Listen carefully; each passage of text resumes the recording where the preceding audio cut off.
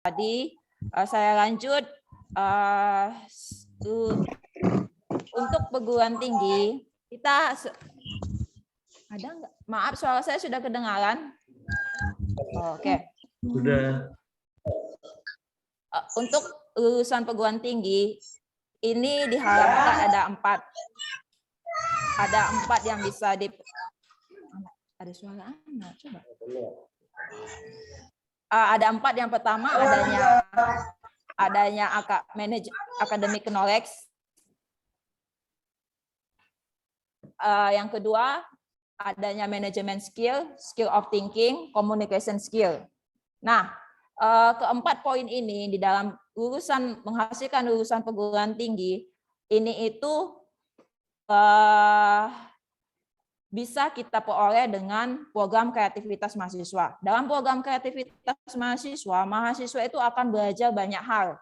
Mahasiswa itu akan belajar pengetahuan akademik, skill untuk manajemennya, kemampuan untuk berpikir, kemampuan manajemen, dan kemampuan untuk berkomunikasi. Nah, disinilah dalam ajang inilah mahasiswa bisa memperoleh keempat hal ini, dan nantinya mahasiswa tersebut bisa siap memasuki dunia kerja. Yang kedua, kita mau lihat apa tujuan dari program kreativitas mahasiswa itu.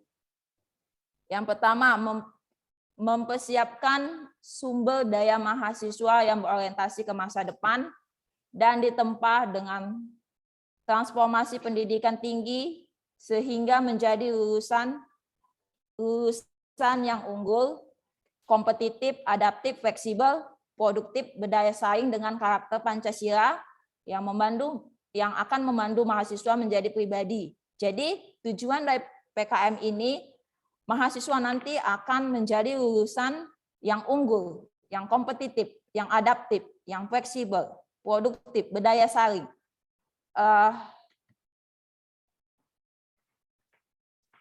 Yang akan menjadi pribadi tahu dan taat aturan, kreatif dan inovatif, objektif dan kooperatif dalam membangun keragaman intelektual. Jadi 3 poin inilah nanti mahasiswa itu akan menjadi pribadi yang tahu dan taat aturan, kreatif, inovatif, objektif, dan kooperatif. Lalu kita mau lihat dari filosofi PKM. Filosofi PKM itu juga ada di dalam Tridharma Perguruan Tinggi. Kita tahu sama-sama apa itu Tridharma Perguruan Tinggi. Ada pendidikan, pengajaran, penelitian dan pengembangan, pengabdian kepada masyarakat. 3 poin dalam perguruan tinggi ini bisa diaplikasikan di dalam PKM, di mana untuk saat ini ada 10 PKM.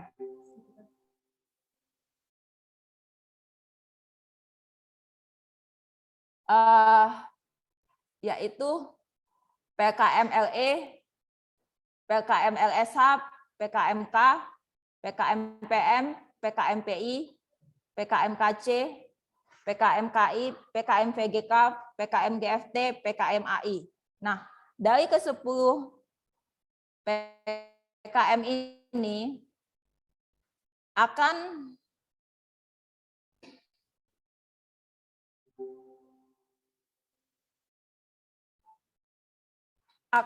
menghasilkan untuk membuat mahasiswa itu untuk menunjang higher order thinking skill, creative thinking, critical thinking, yang nantinya akan menghasilkan 4 kepada mahasiswa, yaitu adanya soft skill, adanya hard skill, dan untuk saat ini kita tahu MBKM, Merdeka Belajar Kampus Merdeka, dan bisa mendukung IKU dalam perguruan tinggi.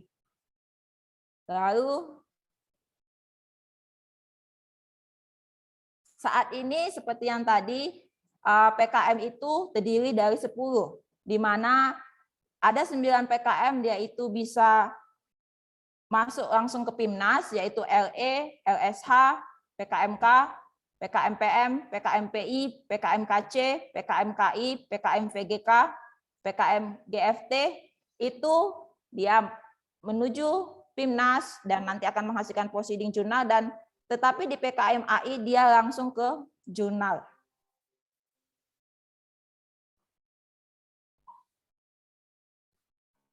PKM tadi yang kita sebut tadi yang ke-10 itu, ini kita mau lihat sama-sama, yaitu PKM LE, riset eksakta, LSH, riset sosial humaniora, K, kewirausahaan, PKM PM, pengabdian kepada masyarakat, PKM PI, penerapan iptek, PKM KI, karya inovatif, KC, karsa cipta,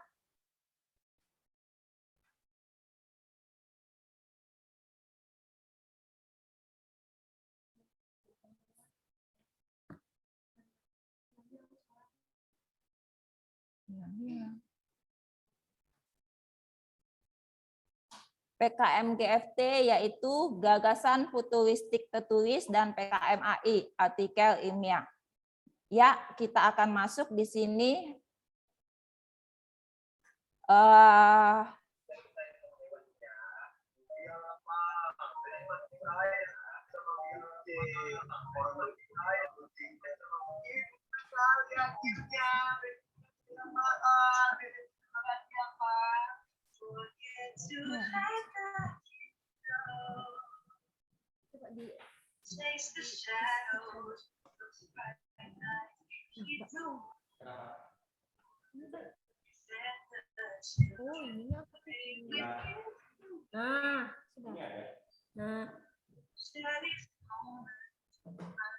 Ya, di sini untuk peserta itu yang bisa mengikuti PKM yaitu adalah mahasiswa aktif, baik itu D3, D4 atau S1 yang ada di seluruh PT di Kemendikbudristek yang datanya terdaftar di PDD Dikti. Nah, di sini itu ada mahasiswa yang sudah menyandang D3, D4, S1 atau yang sedang mengikuti profesi dan koas, ini tidak diperbolehkan mengusul proposal PKM. Jadi mereka yang sudah mendapat gelar D3, D4, S1 dia tidak bisa. Tetapi yang bisa itu adalah mahasiswa yang aktif D3, D4, S1. Kelompok pengusul itu adalah 3 sampai 5 orang, terdiri dari 1 ketua. 1 ketua dan anggotanya bisa 2 sampai 4. Lalu kegiatannya bisa sesuai atau relevan dengan bidang ilmu, dan keanggotaan setiap kelompok disarankan berasal dari minimal 2 angkatan yang berbeda. Lalu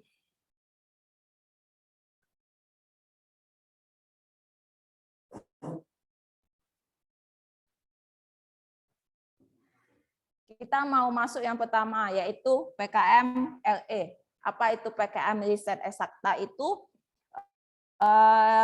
Ini PKM yang mengungkap hubungan sebab akibat, aksi reaksi, rancang bangun, eksplorasi materi alternatif, dan ini bisa diikuti oleh Fakultas Kesehatan, MIPA, Agroteknik.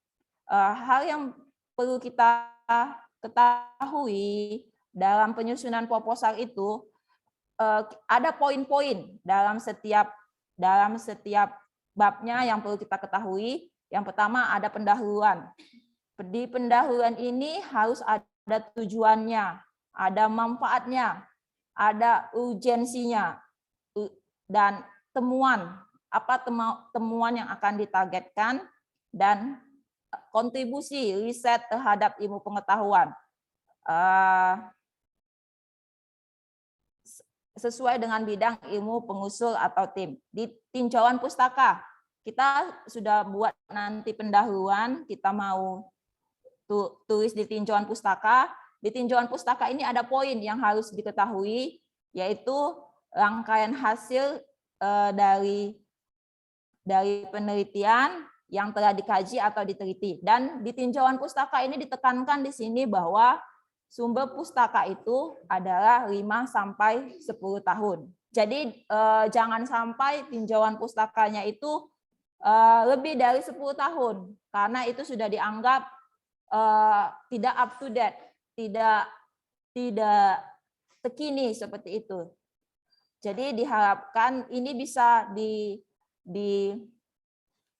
dilakukan karena ini merupakan poin penilaian. Lalu yang ketiga di metode riset ada poin-poin yang harus dimasukkan oleh pengusul. Yang pertama, waktu tempat pelaksanaan, bahan dan alat yang digunakan, variabel riset, tahapan risetnya, prosedur riset, cara eksperimennya, urayan dan indikator, capaian yang terukur di setiap tahapan, analisis data, cara penafsiran dan penyimpulan hasil riset. Nah, inilah poin yang harus ada di PKM LE. Baru untuk biaya dan jadwal kegiatan. Di sini untuk PKM LE ini dana yang disediakan itu adalah sebesar 5 juta sampai 7 juta untuk pendanaannya. Dan ini bisa didukung oleh kampus dan juga oleh pihak dari institusi lain dengan adanya batasan. Dan di biaya ini juga harus menjadi pertimbangan. Misalnya alokasi dana dengan 80% itu untuk operasional. Jadi kalau operasionalnya itu di bawah 80%, itu bisa berakibat proposal kita tidak memenuhi syarat. Jadi di sini sudah ada, kalau dia itu operasional itu minimum 80%. Jadi tidak di bawah 80%. Jangan 79, tetapi 80% atau bisa di atasnya. Dan di sini untuk administrasi sudah ada. Administrasi itu sebesar maksimal 20%. Jadi administrasinya dari 7 juta itu kalau kita lihat 20% berarti dia maksimal untuk administrasi yang bisa digunakan berarti 1,4. Nah, jadi tidak lebih dari 1,4. Cukup 1.400.000 seperti itu. Lalu di bagian yang kedua jadwal kegiatan 3 bulan sampai 4 bulan. Jadi waktu untuk melakukan PKM ini itu ada waktunya. Jadi kita jangan buat lebih dan jangan kurang dari waktu yang sudah ditentukan, yaitu 3 sampai 4 bulan. Dan daftar pustaka juga ada penulisannya. Ini yang PKM yang pertama, kita mau masuk ke poin yang harus diketahui juga di dalam membuat proposal ini ada lampiran. Nah, lampiran ini sudah ada nanti di buku panduan, nanti bisa dilihat. Lampiran pertama itu ada biodata ketua, anggota, dosen. Lampiran kedua justifikasi anggaran. Ketiga susunan organisasi. Keempat surat pernyataan. Ini masih PKM yang LE. Kita lanjut ke yang kedua, LSH. Kalau dulu itu di tahun 2021 ini masih bergabung, tetapi namanya PKML, PKM riset. Tetapi di tahun 2022, di tahun ini dia itu sudah terpisah. Makanya tahun ini PKM itu ada 10. PKM LSH ini adalah riset sosial humaniora. Namanya juga sudah sosial humaniora, berarti di dalam PKM ini adanya karakteristik yang dimunculkan itu adalah fenomena sosial, interaksi dalam kehidupan bermasyarakat, aplikasi ekonomi, psikologi, sosial, pendidikan, manajemen politik, dan sebagainya. Humanioranya aspek dasar perilaku dalam kehidupan masyarakat. Ini 2 poinnya.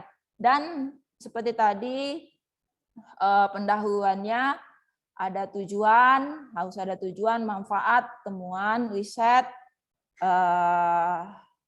ya dalam bidang yang sesuai bidang pengusul. Lalu sama tinjauan pustaka ini adanya hasil temuan penelitian lain atau previous studies yang relevan dan berkaitan, yang dimana setidaknya pustakanya itu 5 sampai 10 tahun. jangan pustakanya itu pustaka yang lama. Lalu metodenya. Di metodenya di sini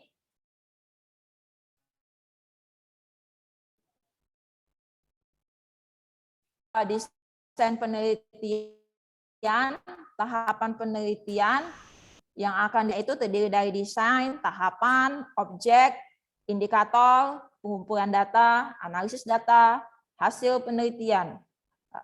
Dan jika ada yang menggunakan kuesioner, itu juga harus dimasukkan di dalam lampiran. Sama seperti sebelumnya, biaya itu dengan 80% untuk operasional, 20% administrasi, dan jadwalnya sama. Daftar pustaka itu mengikuti Harvard Style. Kita masuk ke poin ketiga, lampirannya juga sama dengan LE, kita masuk PKMK, kewirausahaan. Jadi di dalam PKMK ini kewirausahaan karakteristiknya produk iptek sebagai komoditas usaha mahasiswa. Jadi produk iptek ini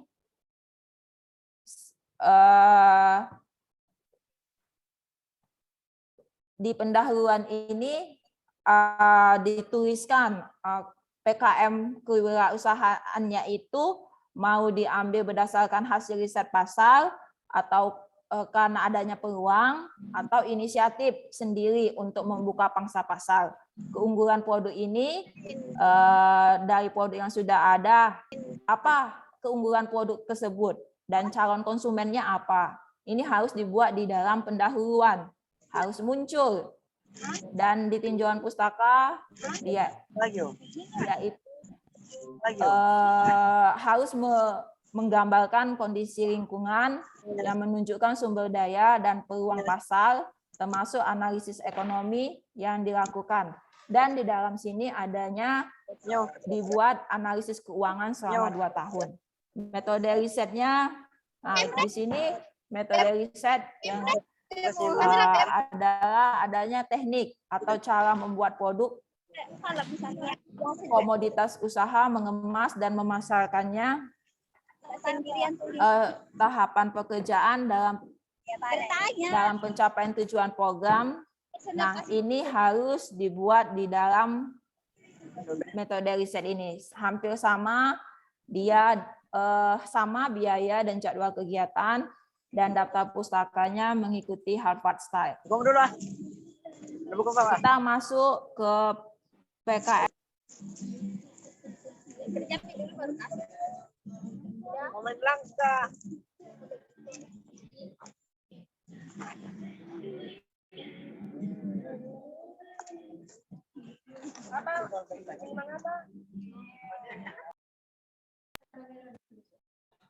Ini kok nggak ada di sini. Apa? Udah. Oke, PKM PM, pengabdian kepada masyarakat. Coba cek, Bu.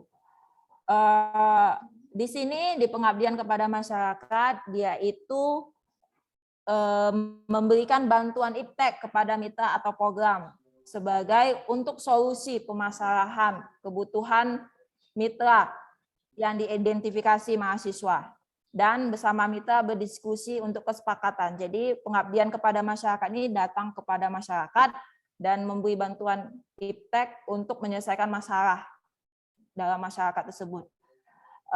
Di sini pendahuluannya harus diperhatikan apa yang harus ada di dalam pendahuluan, yaitu identitas mitra program, meliputi nama, alamat, lokasi, bidang kegiatan yang dilakukan, mengungkap dan mengidentifikasi permasalahan atau kebutuhan yang dihadapi. Jadi dia melihat apa yang dibutuhkan mitranya dan prioritas apa yang akan digunakan untuk menyelesaikan masalah tersebut.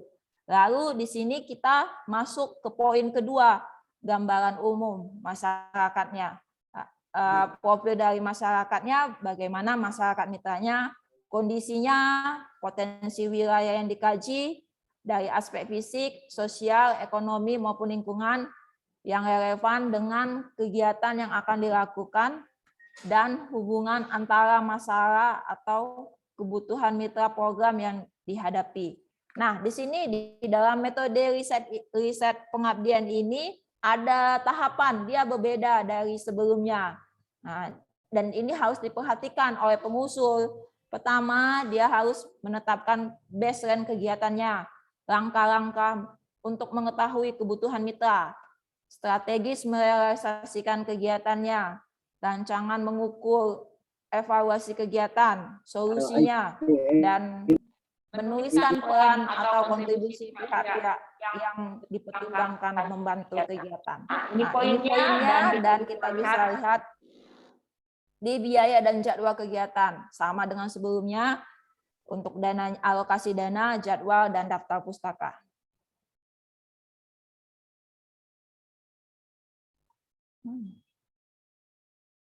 Ya, ini lampiran yang perlu diperhatikan untuk PKM PM pengabdian kepada masyarakat. Ada penambahan di sini, yaitu di surat penyataan kesediaan bekerja sama dari mitra dan dana detail lokasi mitra dengan Google Map. Nah, ini menjadi poin penting juga dalam penilaian. Jadi ini harus dilampirkan. Kalau kita tidak melengkapi, nanti kita tidak bisa dalam sesi administrasinya. Lalu PKM PI penerapan IPTEK. Jadi di dalam penerapan IPTEK ini inti kegiatan solusi IPTEK teknologi manajemen bagi mitra profit. Nah, di sini di dalam penerapan IPTEK di sini ada pendahuluan. Nah, di pendahuluan ini harus kita ketahui adanya identitas mitra program yang terdiri dari ada nama, alamat, dan lokasi, bidang usaha dan produk atau jasa yang dihasilkan. Baru permasalahan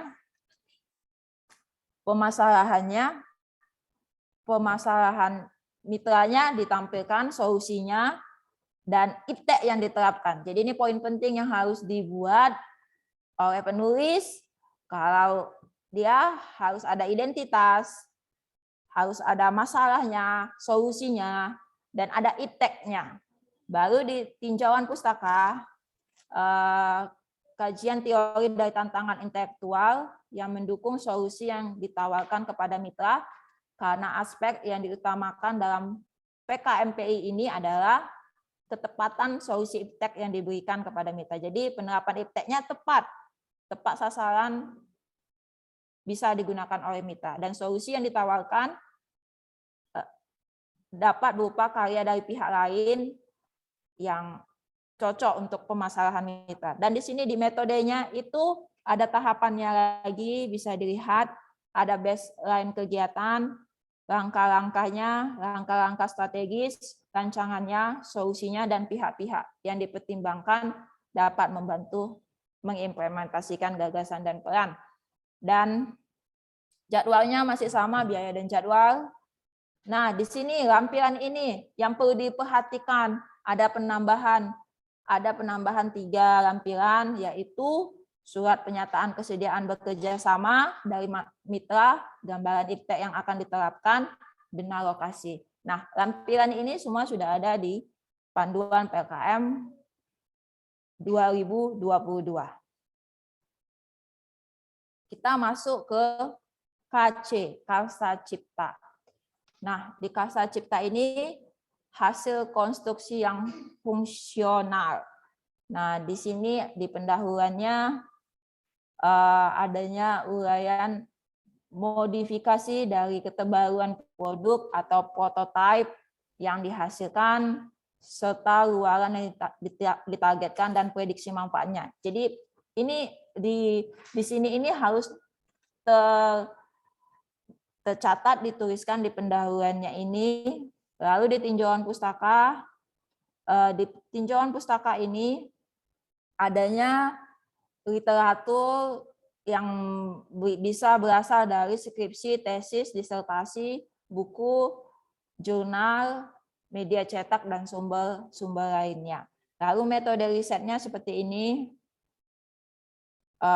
Pertama, dari adanya pengumpulan data sekunder, lalu desain teknis, produk jasa, pengujian, keandalan, evaluasi, dan untuk pengujiannya itu bisa dilakukan melalui produk fisik atau menggunakan software.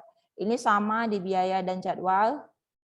Dan untuk lampiran ada tambahan dimasukkan gambaran teknologi yang akan dikembangkan.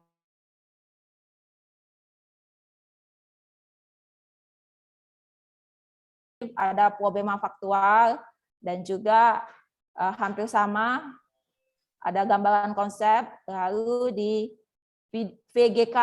Nah, di sini gagasannya bersifat pemecahan masalah secara konstruktif yang dikomunikasikan dalam, jadi di VGK ini adanya konten media sosial, yaitu melalui YouTube. Dan isu yang diangkat adalah isu SDGs dan isu nasional. Dan ada gambaran pemecahan masalah dan yang PKM futuristik tertulis, GFT, gagasan futuristik tertulis. Ini adalah PKM yang gagasannya itu berisi pemicu gagasan, tawaran polusi, dan adanya kesimpulannya, adanya daftar pustaka. Lalu yang terakhir adalah PKM artikel ilmiah AI. Jadi di dua PKM ini yang mendapatkan insentif, yaitu PKM AI dan PKM GFT itu sebesar 2,5 juta. Nah, bagi ini bisa dilihat nanti karakter PKM AI itu seperti apa dan lampirannya, serta saya sudah upload di fakultas untuk alur dari PKM, bisa dilihat terakhir.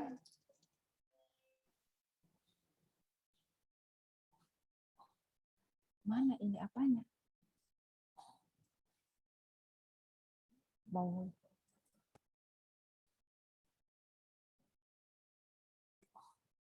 Aduh, karena pakai laptop kok mau buka Google. Nah.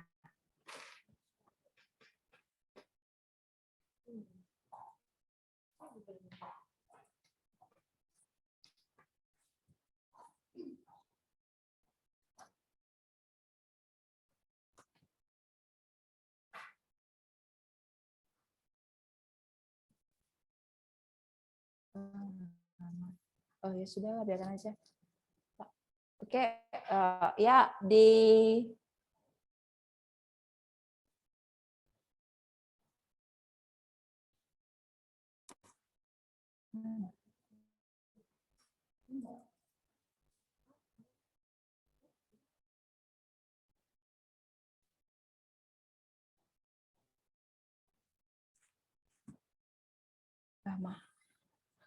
lama sekali. Oh ya, di sini nanti buat adik-adik mahasiswa Fapetkan bisa.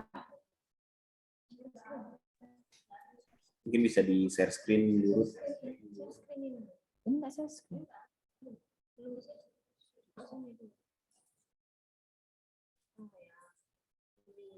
Itu dia. Ini nih yang dibawa, pasti bawanya screen-nya. Nah, ini nanti adik-adik bisa lihat di beranda sini tahapan pengajuan proposal PKM Fakultas Peternakan dan Perikanan. Dan di sini nanti sudah ada panduannya, bisa di barcode langsung untuk adik-adik lebih memudahkan dan memahami PKM itu sendiri. Terima kasih, selamat pagi. Baik, terima kasih kepada Ibu Ruth Temeria Halo SPT MSI yang sudah memaparkan materinya dengan sangat baik dan tepat waktu ya Bu. Baik, untuk materi selanjutnya mengenai strategi G2 lulus PKM yang akan dibawakan oleh Bapak Insinyur Daud Samsudewa SPT MSI PSD IPM. Beliau lahir di Semarang 7 Desember 1980. Beliau adalah seorang dosen di Universitas Diponegoro. Selain itu, banyak sekali pengalaman beliau terkait dengan keikutsertaan PKM, sehingga ini baik sekali untuk adik-adik mahasiswa maupun dosen ya, agar memperoleh atau supaya PKM-nya lolos. Adapun pengalaman beliau adalah juara 3 LKTI IPA Timnas tahun 2001, yang kedua sebagai finalis PKM TTG Timnas tahun 2002, juara 1 LKIM TTG Timnas pada tahun 2003, dan beliau juga sebagai dosen pendamping finalis Timnas tahun 2013, 2015, dan 2021. Masih banyak sekali pengalaman-pengalaman beliau yang saya tidak bisa sebutkan satu persatu karena terkait dengan waktu. Baik, untuk mempersingkat waktu, kepada Bapak Insinyur Daud Samsudewa, SPT MSI, PSD, IPM, dipersilahkan. Baik, terima kasih. Semangat pagi. Semangat pagi. Pagi, Pak. Iya.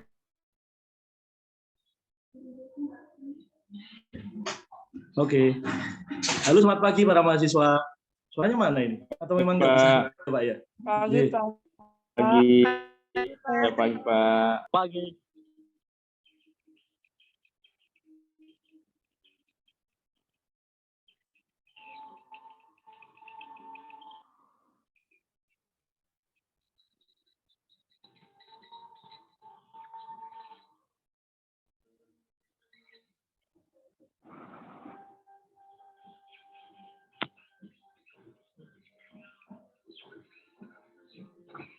PowerPoint-nya belum terlihat, Pak.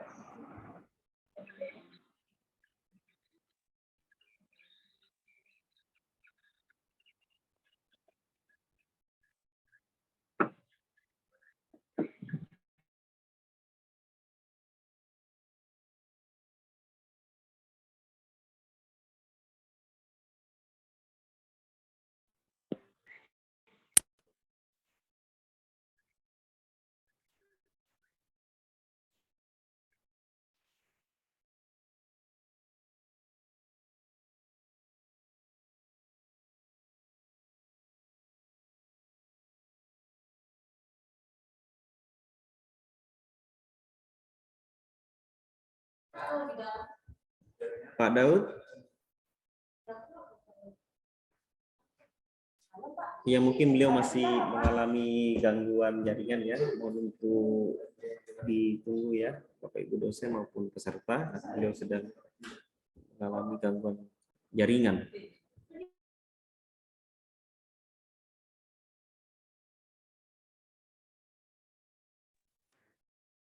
Oke, semangat pagi teman-teman. Apakah sudah dengar suara saya? Sudah, Pak, sudah, Pak. Ya. Kenapa kita setiap mulai mau ngomong selalu bermasalah sinyalnya ya, Pak ya? Tadi burut, sekarang gantian saya. Oke, terima kasih. Semangat pagi teman-teman semua. Jadi hari ini saya sangat berbahagia karena berkesempatan untuk bisa sharing sama teman-teman ya. Sebelumnya saya akan coba tampilkan dulu sedikit. Apakah sudah muncul?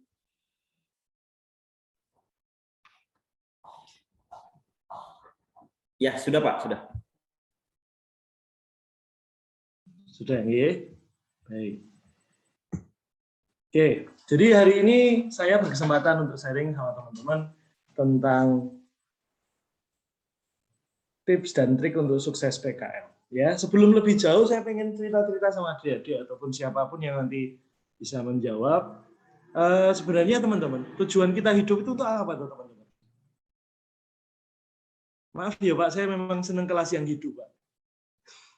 Ya, Pak. Iya, silakan. Kalau ada salah satu mahasiswa atau Bapak Ibu yang berkenan menjawab, silakan.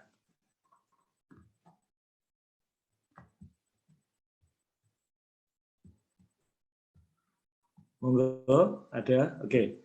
Kalau belum ada, saya akan lanjutkan. Sebentar, ya. Kalau saya ditanya, tujuan kita hidup itu apa toh, Mas? Gitu ya. Mas itu panggilan khususnya orang Jawa ya. Jadi, kalau ditanya, tujuan kita hidup itu sebenarnya apa? Maka jawaban saya akan muncul seperti ini. Ya. Jadi, kalau kita lihat dua gambar ini, sudah kelihatan gambarnya ya Pak Sukoco ya? Cuma ingin memastikan bahwa PPT-nya berjalan. Sudah nggih gambarnya? Sudah nggih? Pak, bergerak Pak. Ya. Sudah Pak, sudah. Jadi ada 2 gambar orang di sini. Ini ceritanya tahun 2015, di mana ada seorang bapak-bapak ketika kami sedang melakukan pendampingan penguatan pakan induk sapi potong tahun 2015, beliaunya pengen telepon ke saya dan bilang, Mas Daud, sapi saya itu sudah kawin 5 kali tapi nggak pernah bunting-bunting. Kemudian saya bilang, Bapak, mohon Bapak bisa ikuti arahan dari mahasiswa saya yang saat ini sedang mendampingi Bapak di kasih pendampingan penguatan pakan. Kebetulan ini daerah Kabupaten Blora, Jawa Tengah. Kemudian dia bilang, oh baik Pak, nanti saya akan ikuti. Nah ternyata 4 bulan kemudian Bapak-Bapak, Ibu-Ibu, dan adik-adik semua, Bapak tersebut telepon saya, minta kepada Mbak Puji, mahasiswa saya, untuk telepon ke saya dan bilang, Mas Daud, Pak Klepot mau telepon. Bapak ini namanya Pak Klepot. Oh iya, kalau mau telepon tentang apa? Dia mau cerita seneng, Pak.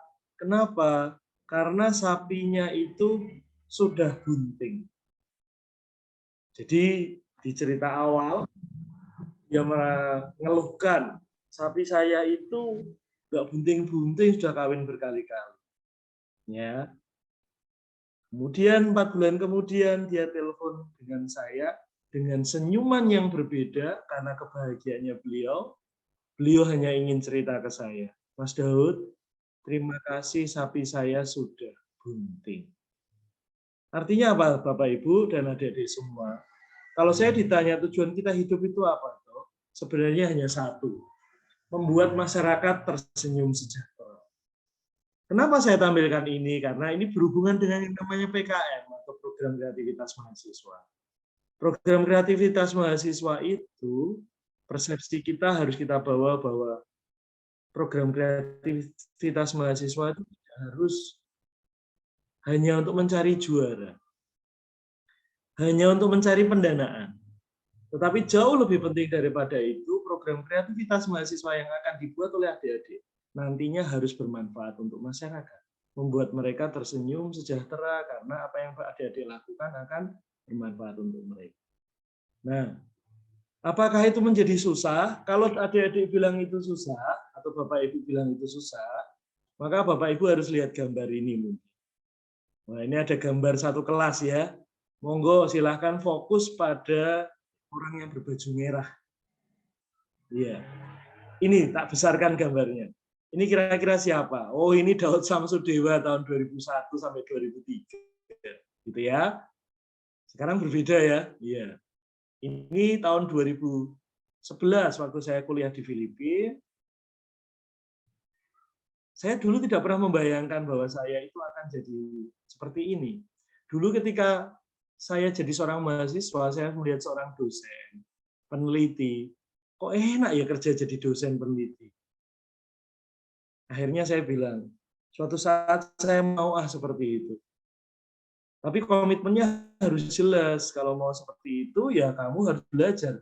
Harus punya impian yang besar. Dan teman-teman semua, kalau boleh saya bocorkan sedikit ya, saya bukan orang paling pintar di angkatan saya. Tetapi yang jadi seorang dosen hanya di angkatan saya. Yang satu adalah orang yang paling pintar di angkatan saya. Dan yang satunya adalah orang yang sebenarnya nggak paling pintar, tapi paling nekat dan paling berani, paling mau maju, yang akhirnya rajin ikut PIMNAS, dan ujung-ujungnya setelah ikut PIMNAS, teman-teman dan BKM, saya dikenal banyak dosen, dan hari ini saya jadi seorang dosen sekarang. Artinya kalau mungkin adik-adik mau bertanya pada para dosen, kok bisa jadi dosen tuh Mas? Gitu ya. Oh, kalau dari universitasnya sendiri pasti jawabannya, ya karena dia dikenal oleh dosen yang lain. Gitu ya. Dan kebetulan saya salah satu di antara mereka. Sehingga saya punya prinsip dalam hidup saya. Kalau kamu bilang nggak mungkin, ya jangan pernah bilang nggak mungkin. Karena yang nggak mungkin di dunia ini adalah nggak pernah dicoba. Kebetulan beberapa produk PIMNAS kami sampai hari ini masih dimanfaatkan. Jadi yang satu, kami membuat, kalau yang karya tulis, teknik kultur MBU. Kemudian yang kedua yang di tahun 2002 itu dipakai oleh beberapa balai inseminasi buatan untuk menampung semen sapi-sapi yang kondisinya tidak bisa melakukan mounting atau menaiki betina. Sehingga kita buat elektroejakulator, kita setrum mereka agar dia bisa ejakulasi dengan setruman listrik tersebut. Dan yang terakhir, yang di 2003, itu bahan deteksi kebuntingan ternak. Jadi kalau manusia bisa mendeteksi pakai test bed, kenapa kita tidak bisa? Akhirnya kita buat bahan deteksi kebuntingan, sehingga pakai urin sapi, nggak perlu dirogoh-rogoh, pakai urin kambing, kita bisa menentukan mana yang bunting dan mana yang tidak. Awalnya orang selalu bilang itu, wah susah itu susah. Tapi kalau kami prinsipnya, awali pikiran positif, pasti teman-teman bisa. Gitu nggih? Nah, kenapa seperti itu teman-teman? Karena tantangan semua mahasiswa itu sama di seluruh Indonesia bahkan dunia. Kalian tuh harus jadi seorang yang berpengaruh terhadap lingkungan. Tidak bisa jadi mahasiswa itu mahasiswa kupu-kupu gitu ya, kuliah pulang.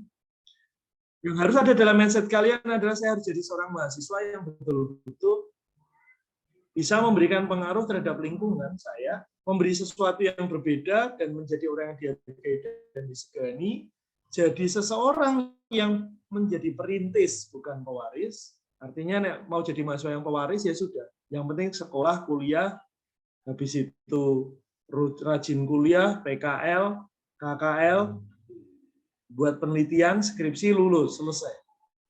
Tapi kalau mahasiswa yang mau jadi perintis, maka dia mau berusaha membuat sesuatu yang berbeda dari yang lain, yang tentunya positif, yang tentunya baik. Dari situ, dia bisa membanggakan dirinya sendiri, membanggakan institusinya kuliah, tempat kuliahnya, bahkan yang paling penting adalah membanggakan orang tua. Nah, pertanyaannya nanti ke kalian, adik-adik mahasiswa, apakah kalian mau ada di posisi itu? Sedemikian juga kita, ya Bapak Ibu dosen, kita mau jadi dosen yang biasa saja atau dosen yang menjadi perintis, yang menjadi pelopor, yang tidak hanya ikut-ikutan, tetapi kita mau membuat sesuatu yang baik untuk institusi kita. Kalau seorang presiden Amerika pernah bilang, janganlah tanyakan apa yang kau berikan, apa yang negaramu berikan padamu, tapi tanyakan apa yang kau berikan, telah kau berikan untuk negaramu. Kalau ini sama, kami menanamkan prinsip di Undip bahwa ya, iya kita itu sudah disejahterakan oleh Undip, tetapi jangan menuntut kesejahteraan dulu, tapi berikanlah dulu yang terbaik untuk Undip, sehingga Undip semakin baik, maka otomatis poin dapat, koin juga dapat. Kita semakin sejahtera, pastinya. Nah, seorang mahasiswa itu harus jadi teladan ya Bu, bukan telatan. Artinya kamu harus jadi contoh untuk yang lain, harus jadi pengais bukan pengemis. Jadi banyak mahasiswa kami yang, wah kalau nggak ada dana proposal nggak jalan dong, gitu ya. Oh enggak, kalau mahasiswa di bawah dampingan kami, dampingan saya teman-teman, yang kami lakukan adalah, ayo kita pendampingan ke masyarakat. Pendampingan ke masyarakat pakai duitnya siapa, Mas? Oh, nggak ada masalah, kita jalan saja, rezeki ada pasti. Ya sudah, ketika mereka jalan, mendampingi desa, mendampingi masyarakat, atau membuat penelitian-penelitian kecil, untuk bisa membantu masyarakat, ternyata yang mereka peroleh adalah sebuah kebahagiaan masyarakat tersenyum, plus habis itu bisa ayo Dek, kalau nanti pendampingan ke sini sama penelitian di sebuah peternakan, nanti kalau memang bermanfaat betul untuk saya, gitu ya, pemilik peternaknya ada yang pernah bilang seperti itu. Salah satunya yang kami dampingi adalah penangkaran rusa di Kudus, yang dengan open hand, gitu ya, dengan tangan terbuka, dia bilang seperti ini. Kamu penelitian apa Dek? Oh, saya mau penelitian buat mineral. Pendanaannya dari mana? Nggak ada pendanaannya. Oh ya sudah, yang penting kamu jalankan, kamu butuh apa, kami lengkapi. Ternyata mereka open handed gitu ya, tangan terbuka membantu kita. Akhirnya produk itu jadi dan sampai hari ini masih dipakai oleh mereka.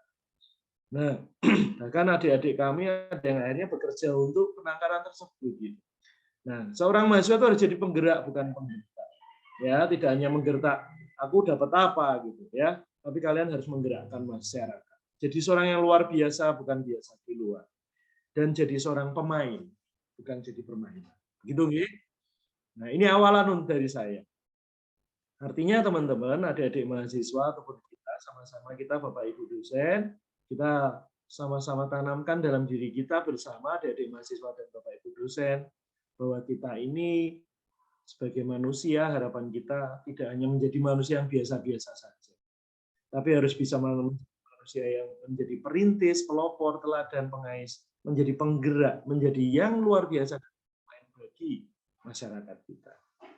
Nah, adik-adik, ini ada yang namanya afirmasi diri ya. Kalau saya biasanya nggak online, itu mahasiswanya saya ajak untuk janji sama diri mereka. Tapi karena ini online, silahkan dihayati, dirasakan, dibatin dalam hati bahwa saya itu mau kok, yakin bisa jadi mahasiswa yang menyusun program kreativitas, mahasiswa 2022 yang bermanfaat untuk masyarakat. Afirmasi diri itu ilmu psikologi, ilmu teologinya doa. Jadi orang berdoa dengan afirmasi diri itu sama, gitu ya. Nah, sekarang kita masuk ke materi studi. Ya, teman-teman, apakah di antara teman-teman ada yang tahu apa itu Pekan Ilmiah Mahasiswa Nasional? Monggo. Nggak ada, nggih? Nggak ada yang mau jawab?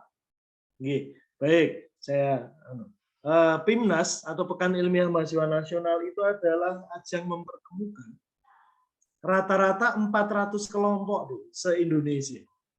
Ya. Untuk apa? Untuk mereka bisa berkumpul bersama, saling sharing dengan hasil-hasil penelitian mereka melalui PKMRI, RSH, hasil inovasi mereka melalui PKMKC, PKMKI, PKMPI, ataupun hasil pendampingan masyarakat mereka dengan PKMPM, ataupun juga hasil usaha mereka dengan PKMK atau kewirausahaan. Nah, Pekan Ilmiah Mahasiswa Nasional ini memang merupakan ujung dari program kreativitas mahasiswa. Kalau di zaman kami, zaman saya 2000, 2001, 2002 sampai 2003, PIMNAS itu sudah pada angka yang ke-14, 15 dan 16. Artinya sudah berlangsung lama itu PIMNAS. Ya. Nah, sampai hari ini mungkin terakhir saya kemarin itu berarti PIMNAS 34, ini mungkin nanti 35.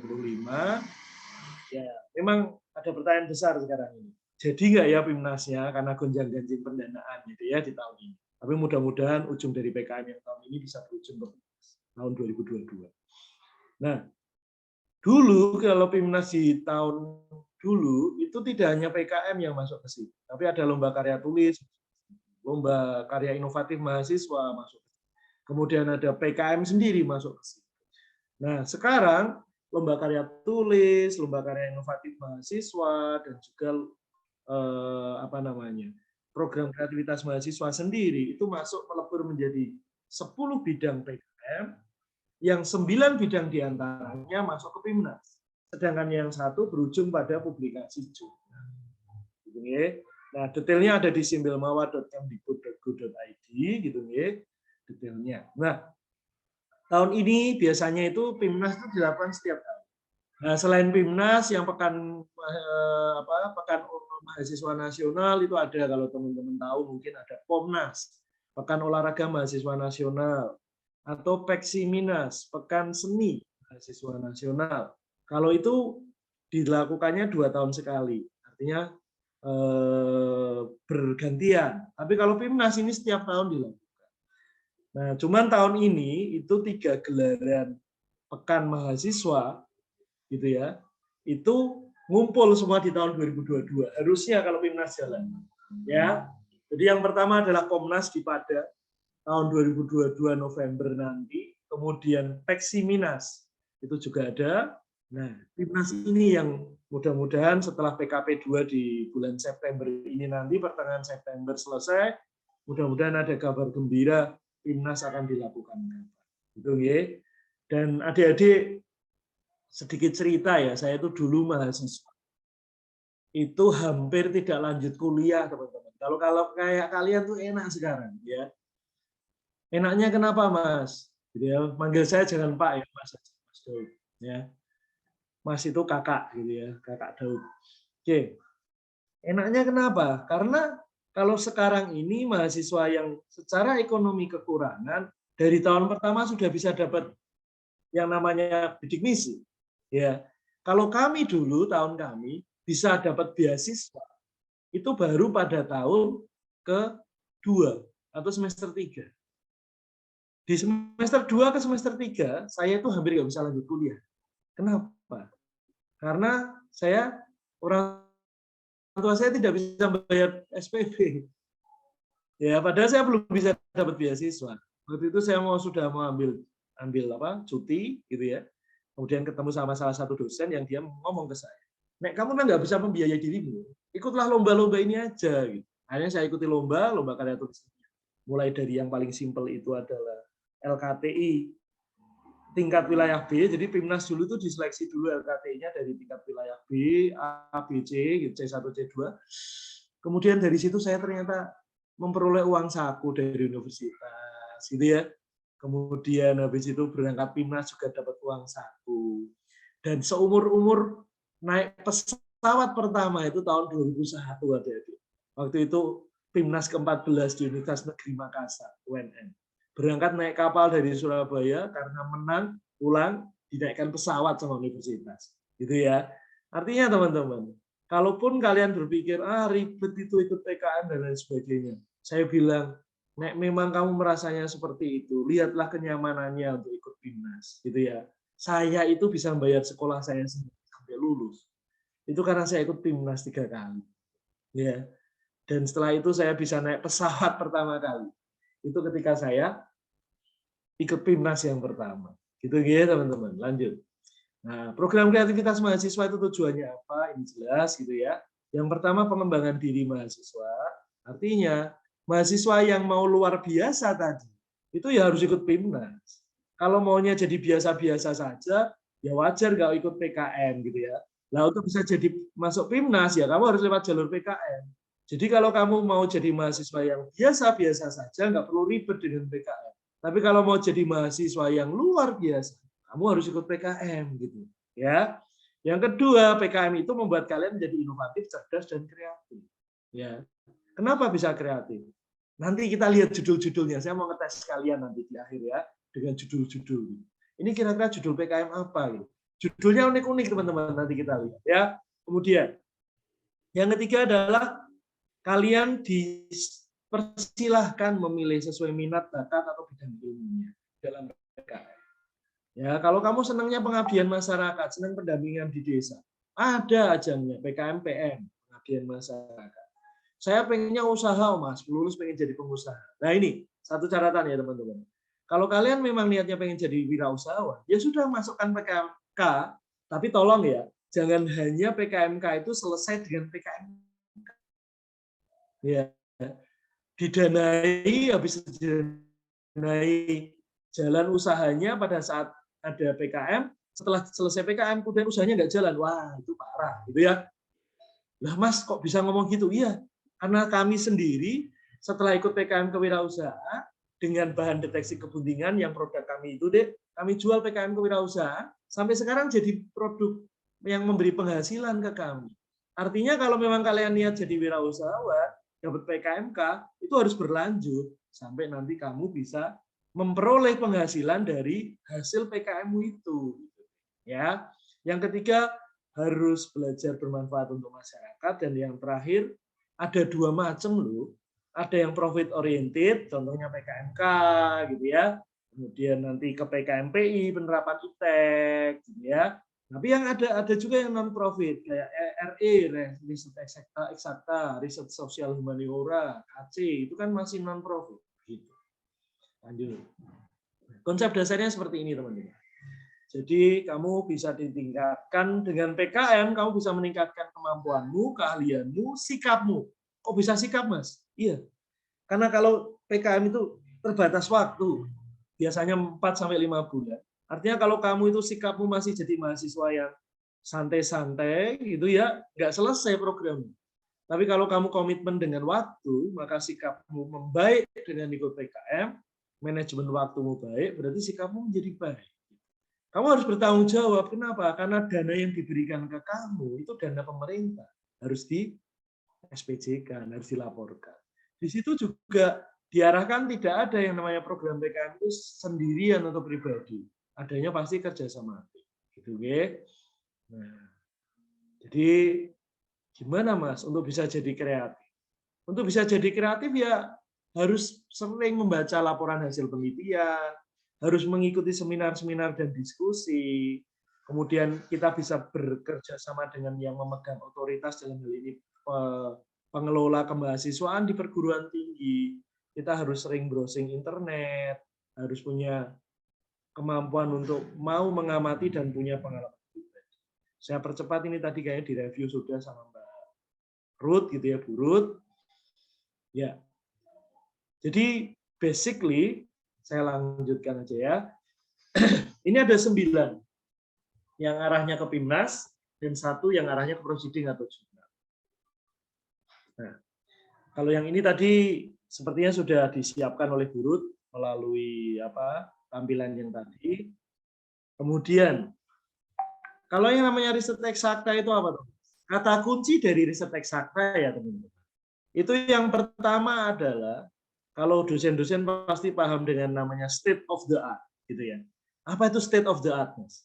Artinya, teman-teman, kamu melakukan sebuah penelitian itu harus ada kebaruannya dulu. Dari kebaruan itu kamu harus bisa menjelaskan. Pentingnya apa toh penelitian ini di latar belakang? Selama kamu belum bisa membuktikan atau menunjukkan pentingnya sebuah penelitian atau menjawab fenomena, maka berat untuk masuk ke PKMRI. Yang kedua, dari pentingnya itu kalian harus bisa menjabarkan tujuan dengan detail. Contoh, ketika kami melakukan sebuah penelitian tentang bahan deteksi, maka kami membuat state of the art. Di dalam latar belakangnya sudah sangat detail bahwa kalau kami tidak menggunakan bahan deteksi kebuntingan atau tidak menemukan sebuah bahan deteksi kebuntingan Bapak Ibu untuk ternak, itu yang terjadi adalah sapinya dirogoh. Sapi dirogoh, dimasukkan tangan, itu bahaya keguguran. Malah rugi peternaknya. Makanya harus di state of the art bahwa ini penting. Nah, setelah itu masuk ke tujuan. Berarti tujuannya apa? Tujuannya adalah mengetahui. Nah, ini seringkali kalau anak-anak buat RI, itu kadang kalau ini pengen mengetahui bahan deteksi kepentingan tadi, bahwa itu penting, gitu ya. Terus tujuannya hanya bunyi untuk memperoleh bahan deteksi kepentingan yang efektif. Bukan seperti itu, teman-teman. Ya. Kamu harus membuat tujuannya detail dulu. Untuk bisa memakai bahan deteksi itu, kira-kira yang dibutuhkan apa? Tahu kandungan urinnya, gitu toh. Terus tahu apakah bahan kimia itu yang akan kita gunakan dengan urin tadi akan ada reaksi. Maka di tujuannya harus didetailkan. Tujuan dari RE saya adalah untuk mengetahui kandungan urin. Jadi detail mulai step by step-nya ada. Untuk mengetahui kandungan urin yang ada pada ternak bunting dan tidak bunting. Kan harus kita bedakan yang bunting sama tidak bunting.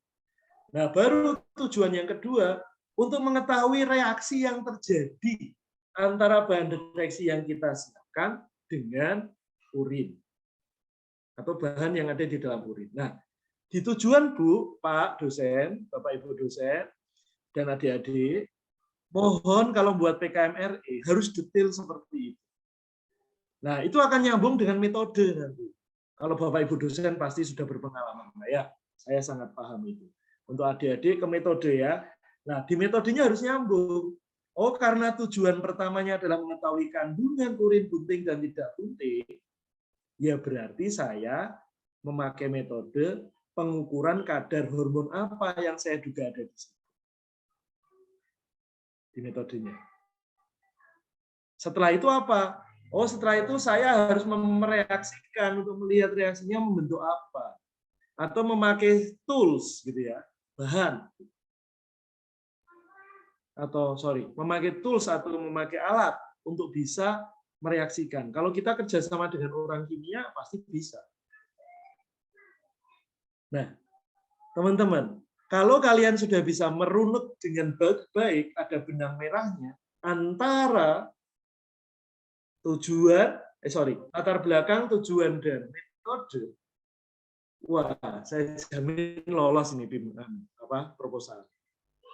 Gitu ya.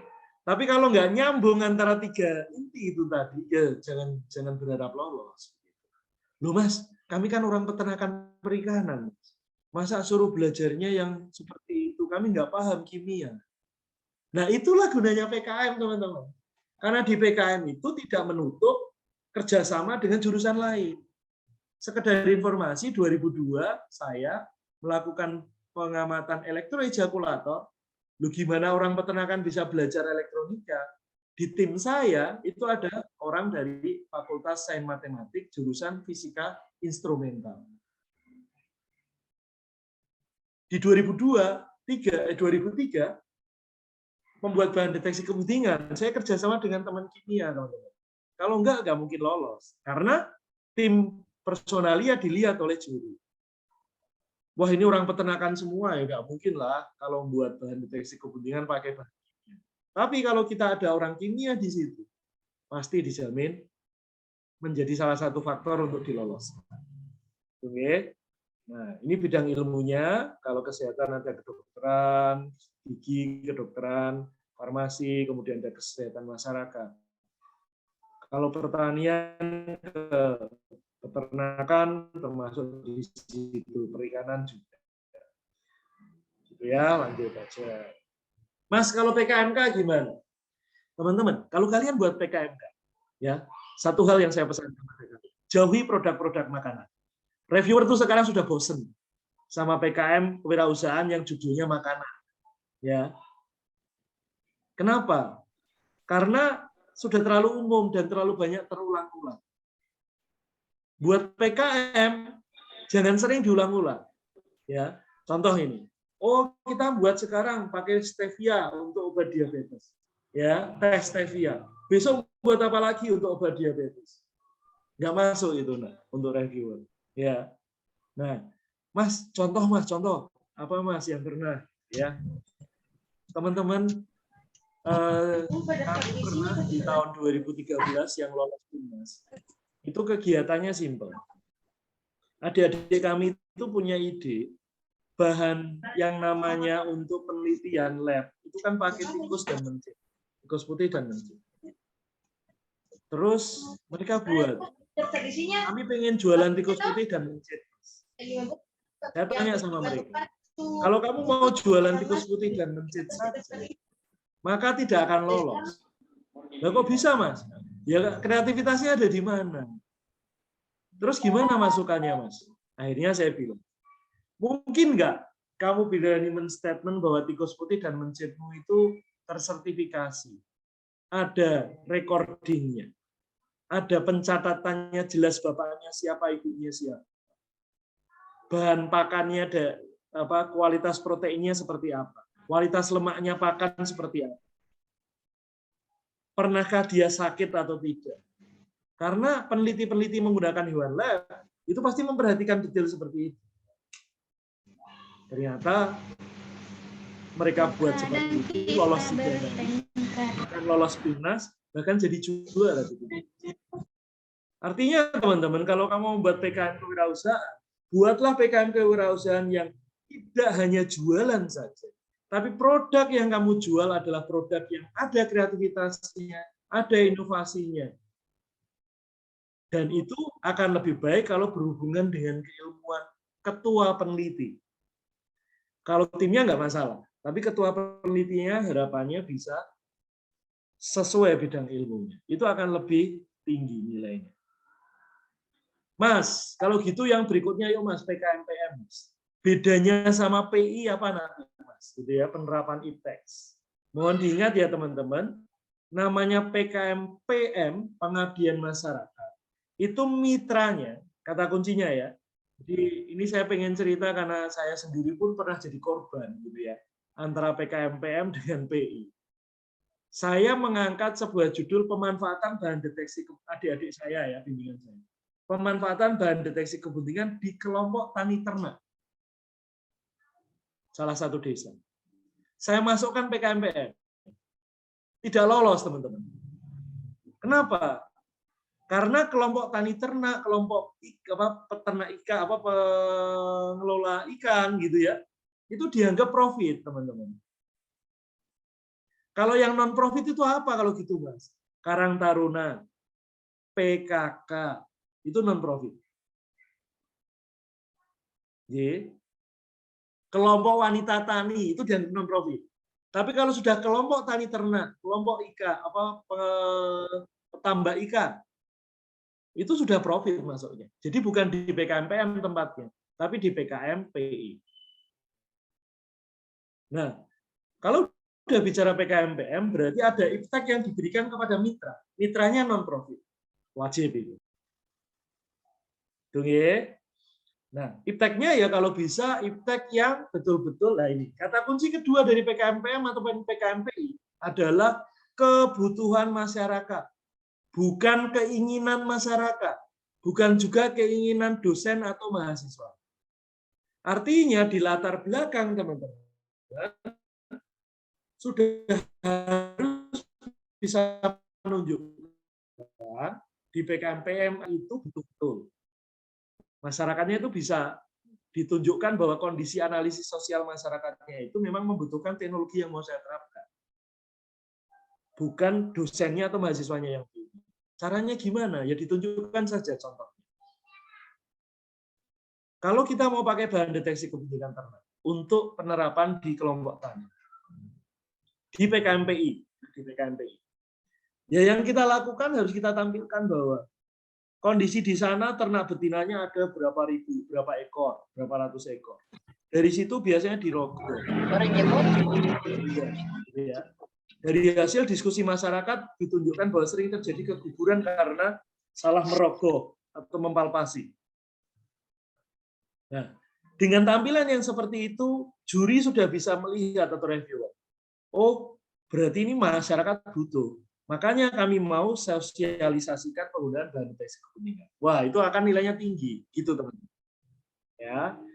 Nah, yang berikutnya yaitu PKMPI atau penerapan teks, itu kata kuncinya satu. Kalau di PKMPM tadi itu adalah mitra non-profit, kalau di PKMPI mitranya profit, termasuk KTT, kelompok petambak ikan, yang intinya menghasilkan uang, itu dianggap profit, gitu ya.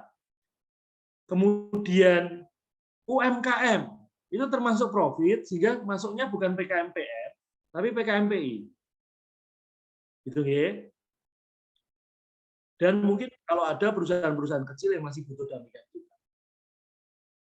Di PKMPI basic sama, kebutuhan utamanya adalah kebutuhan masyarakat. Kalau yang dipikirkan itu adalah keinginan mahasiswa dan dosen, pasti nggak masuk. Caranya gimana? Seperti yang tadi saya sampaikan, dilihatkan dari latar belakang bahwa di situ ada kebutuhan urgensi, gitu ya, masyarakat. Nah, Mas, berikutnya, apa bedanya PKMKC dan PKMKI, gitu ya?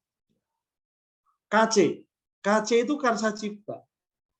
Karsa Cipta itu masih bentuknya prototipe. Karsa Cipta itu masih bentuknya ide tapi sudah dibuat seperti rancang bangun. Ya, ada barangnya tapi belum bisa langsung diaplikasikan. Bisa KC itu bisa saja tidak harus produk dalam bentuk barang rang gitu ya, tetapi bisa sistem, desain, produk kesenian kontemporer, aplikasi, produk literasi ataupun beberapa hal yang lain. Contohnya KC.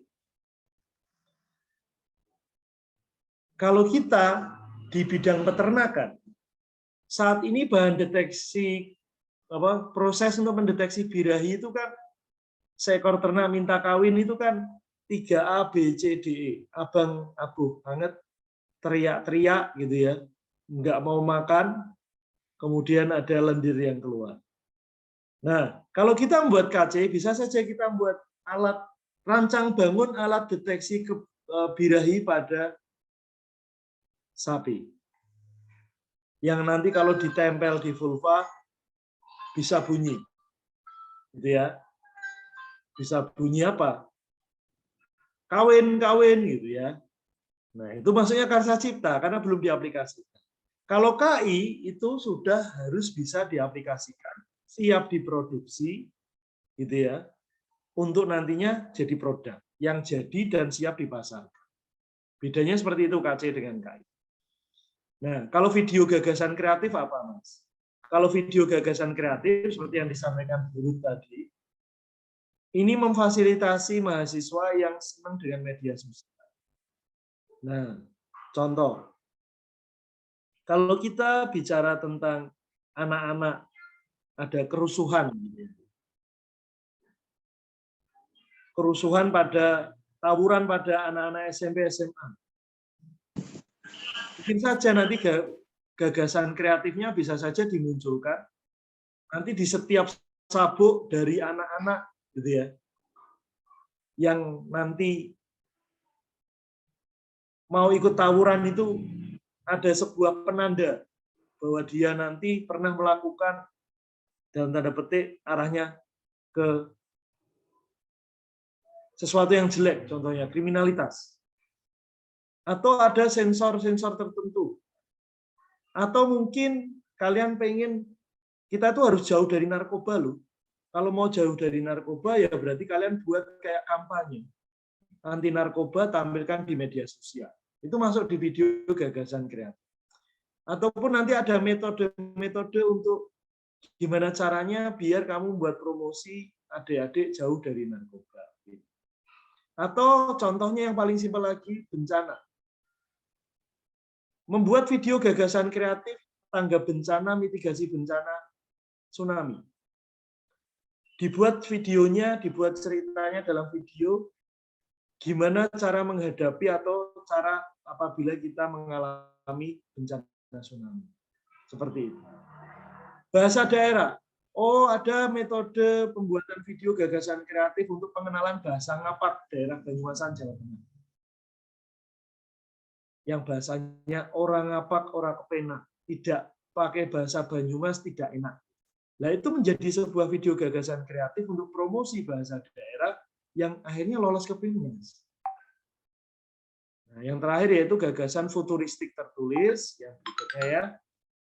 Di mana gagasan futuristik tertulis ini sifatnya masih ide, dibuat dalam bentuk tulisan, dan tidak termasuk 8 bidang yang didanai yang sudah ditawarkan kemarin, tetapi dia biasanya muncul bersama PKMAI. Karena ini bentuknya makalah tulisan. 2 bagian terakhir ini, gagasan futuristik tertulis dan PKMAI, itu bentuknya ada penawaran tersendiri, biasanya sebelum PIMNAS, sebulan atau 2 bulan, nanti akan diumumkan mendekati PIMNAS bahwa dia lolos atau tidak. Gagasan futuristik tertulis, contohnya seperti apa, nanti kita bisa lihat di contoh-contoh yang akan saya berikan. PKMAI apa, Mas? Kalau PKMAI itu buat artikel ilmiah.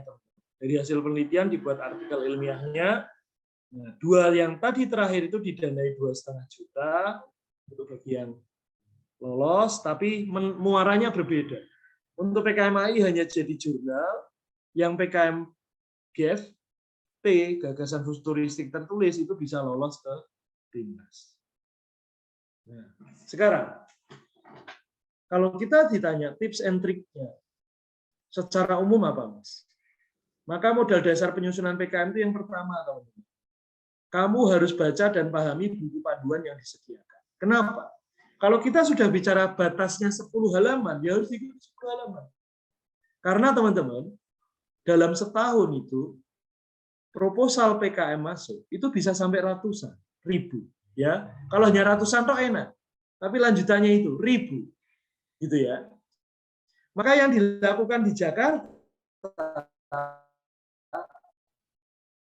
ya, melalui online yang ada itu oleh timnya Belmawa itu biasanya hanya akan dibaca, dilihat bentuk covernya tidak sesuai coret pertama, walaupun isinya bagus nggak dilihat.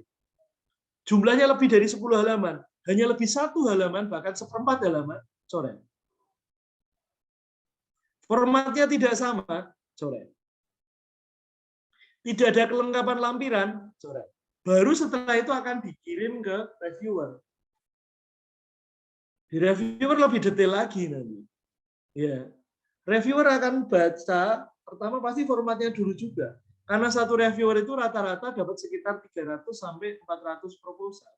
Hanya diberi waktu sekitar maksimum 2 minggu.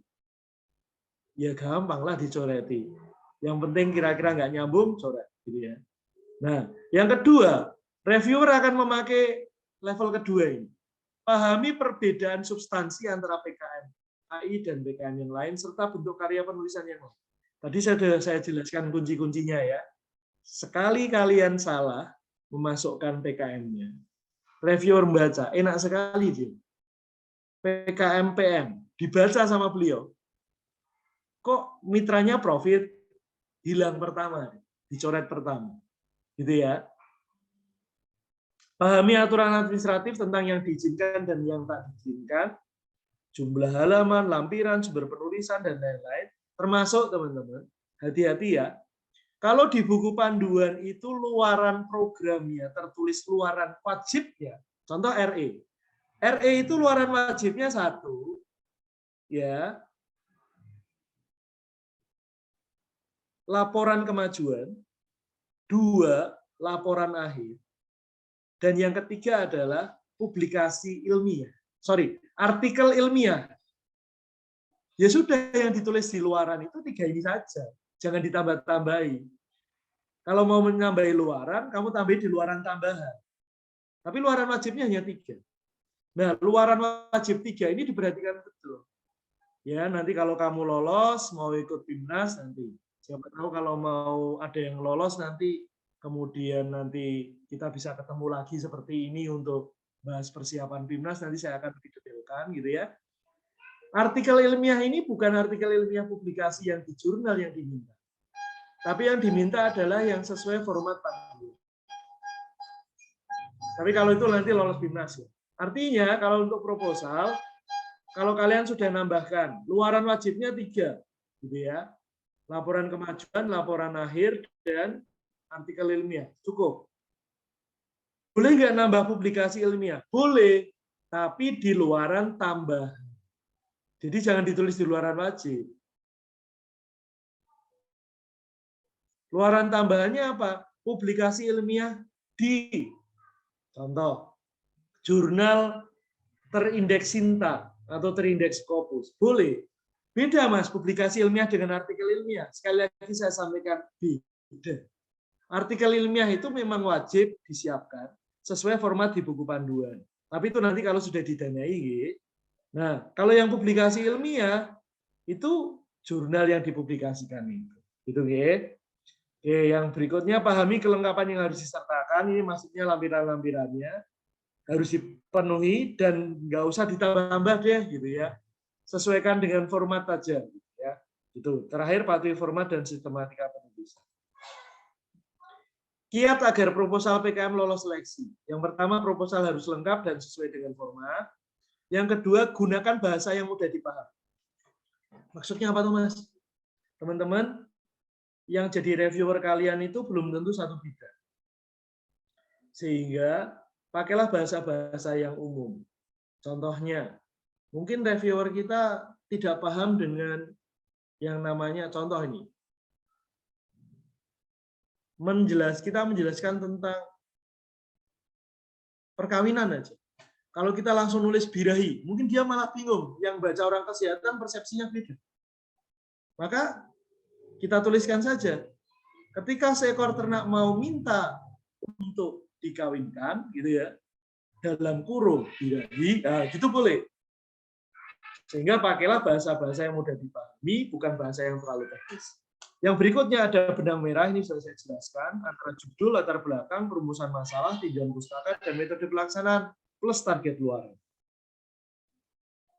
Yang keempat, manfaat yang jelas, baik bagi mahasiswa maupun masyarakat. Artinya, PKM ini tidak hanya di bagian manfaat, itu tidak hanya untuk masyarakat, tetapi untuk mahasiswa dapat apa? Harus dijelaskan di sini. Oh, mahasiswa jadi lebih terampil, lebih punya. Contoh PKMPM. Oh, mahasiswa jadi lebih memiliki passion untuk melayani masyarakat melalui PKMPM. Kemudian, nah ini yang tadi saya ceritakan. saya membuat ataupun saya membimbing mahasiswa, Bapak Ibu dosen dan adik-adik mahasiswa. Untuk menyusun tim, saya akan selalu memperhatikan tema dan judul. Kalau judul saya contoh bahan deteksi kepentingan pakai bahan kimia, saya nggak mungkin memilih orang peternakan semua. Pasti ada anak kimia, dan anak mahasiswanya kalau saya bimbing, ya dia tak suruh nyari anak kimia. Kalau saya melakukan, berarti saya cari tim kimia. Di situ kita jelaskan di proposal bahwa kita terdiri timnya apa saja, pembagian tugasnya seperti apa, itu akan mempunyai nilai kerja sama tim yang baik. Karena di form penilaian kerja sama tim itu ada. Yang terakhir adalah kesesuaian biaya dan target luaran. Kalau target luarannya hanya prosiding, terindeks, Sinta untuk target luaran tambahan.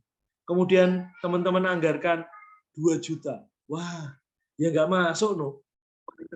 Indeks Sinta untuk yang Sinta 2 gitu aja itu paling hanya 800.000.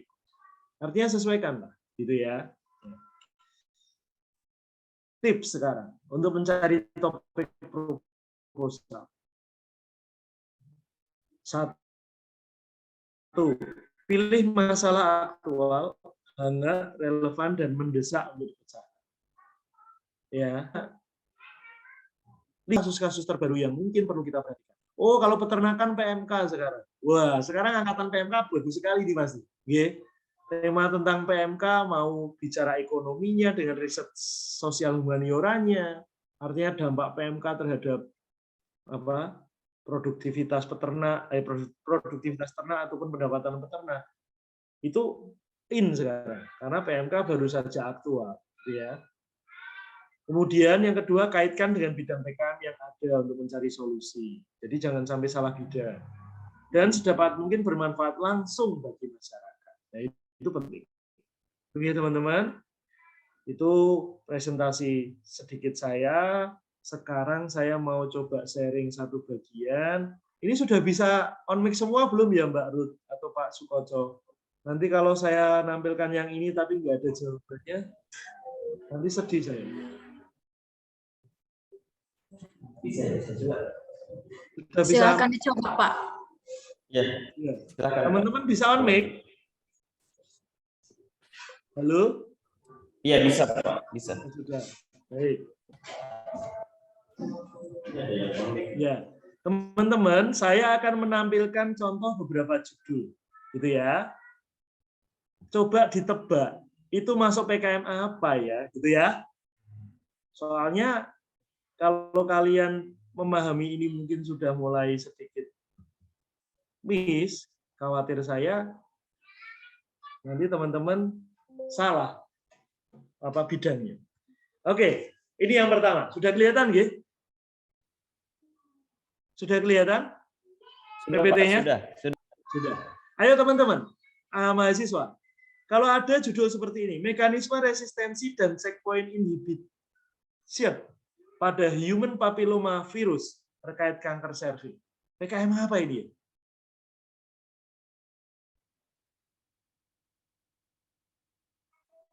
Yuk. Waktu saya udah mau habis loh. Ayo. Silakan adik-adik mahasiswa. Ayo adik-adik mahasiswa. Memang tidak saya bawa langsung ke peternakan atau perikanan. Karena saya ingin kalian belajar lebih kritis. Ini kira-kira ceritanya apa? Oh, dia mau melihat resistensi dan checkpoint inhibition pada human papilloma virus. Ini kira-kira jadi produk atau masih sekedar sebuah penelitian, teman-teman? Ayo. Silakan ada di mahasiswa. Aduh, jangan takut salah mana? menjawab ya, silakan. Silakan. Ada yang mau jawab? Oh, ini sudah Kasih ada yang tahu jawab, ya? Pak. Dalam? Di kolom chat. Oh, di kolom chat. Kenapa tidak open mic? Ayo, open mic. Silakan. Mahasiswa harus jadi pemberani. Klik tombol resen ya, supaya nanti kalau ada masalah, supaya nanti dibantu oleh host, betul. dibuka. Klik tombol resen, nanti pasti akan dibantu open mic. Ayo, silakan. Silakan ada mahasiswa, jangan salah menjawab ya. Namanya kita belajar di sini. Maaf Silakan. ya Pak Sukoco, saya memang sengaja nggak mau pura-puranya nggak mau baca chat. Karena mahasiswa Baik, kita Pak, itu baik. sekarang ya, korban online Pak Sukoco. Iya. Mereka kalau suruh diskusi itu susahnya minta ampun sekarang. Betul, Pak. Ayo Dek, siapa yang mau Dek jawab? Silakan klik tombol raise hand. Nah, Siapa yang Dek, mau menjawab? Silakan. Kalian jangan kayak kata dalam tempurung, Dek. Kata itu ditutupi tempurung nggak pernah kemana-mana. Ya, dia akan menjadi hebat kalau dia berani menggerakkan kaki belakangnya, menendang tempurung dan membuka tempurung itu. Dia bisa lari kemana-mana. Kalau kalian mau jadi mahasiswa yang hebat, hanya sekedar klik tombol raise hand sekarang, kalian akan jadi anak hebat nanti karena percaya diri. Yuk, jangan mau kayak kata dalam tempurung, nggak bisa kemana-mana.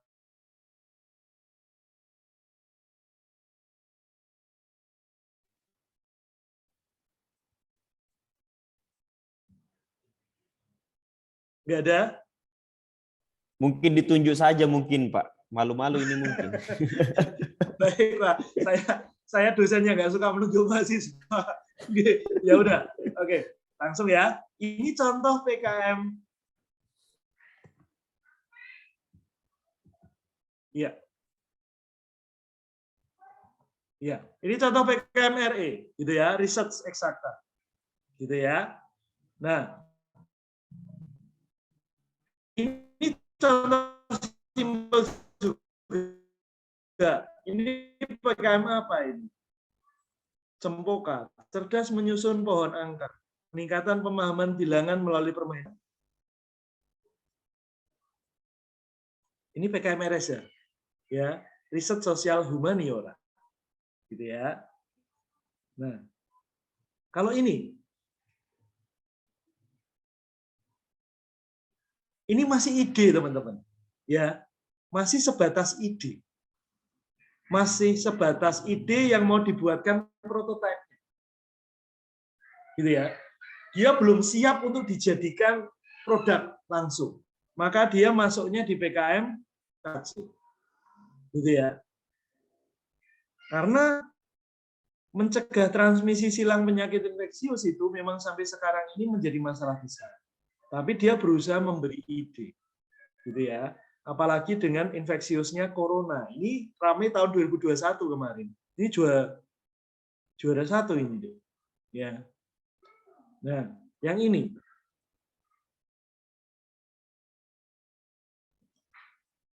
Ini PKM kewirausahaan loh. Ya. Dia jualan coklat. Ya. Jualan Zimtum Choco. Tapi dari judulnya kita bisa lihat Zimtum Choco-nya itu bukan Zimtum Choco yang biasa-biasa saja. Dia Zimtum Choco yang menjadi solusi pencegah dan penghambat proliferasi HT29. Apa itu? Itu penyakit itu. Ya. Nah, ini dari sini kira-kira PKM PM atau PKM PI?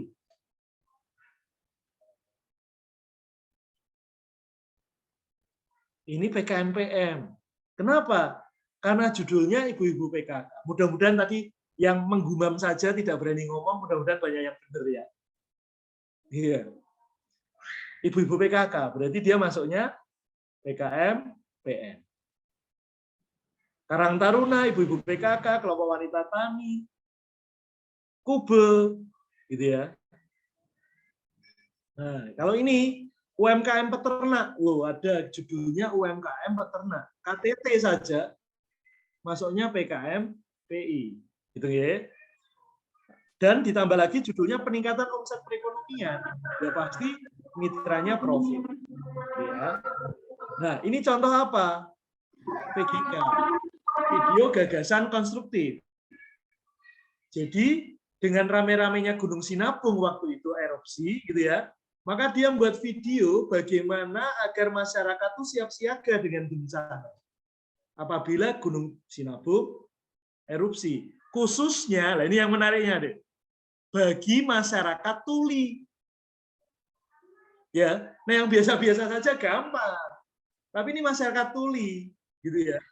Jadi pakai bahasa isyarat, gitu ya. Itu video gagasan konstruktif. Artinya itu Dikti pengen mahasiswa itu tidak hanya bisa buat video-video yang lucu, viral, yang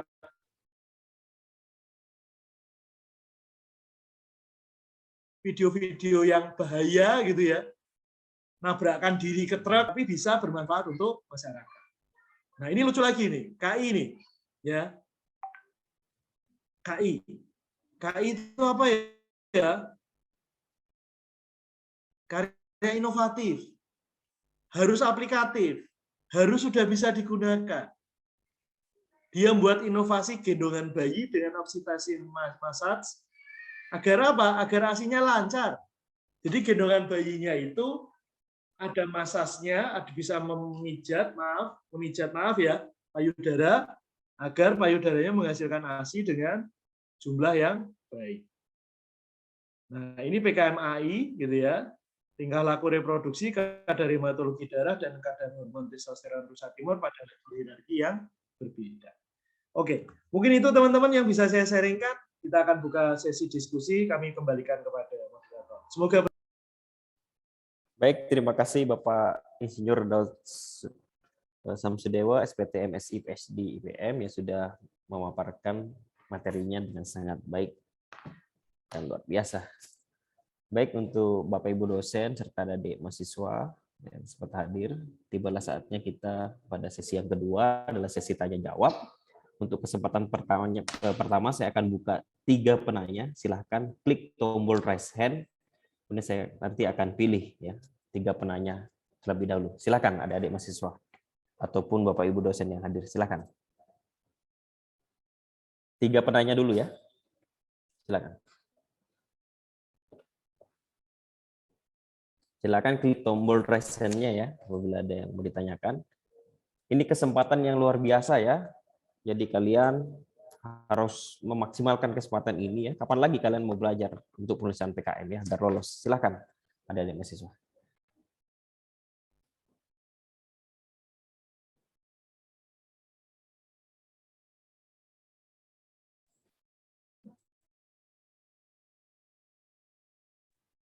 Nah, ini sembari menunggu adik-adik mahasiswa bertanya, mungkin saya bisa bertanya, Pak ya?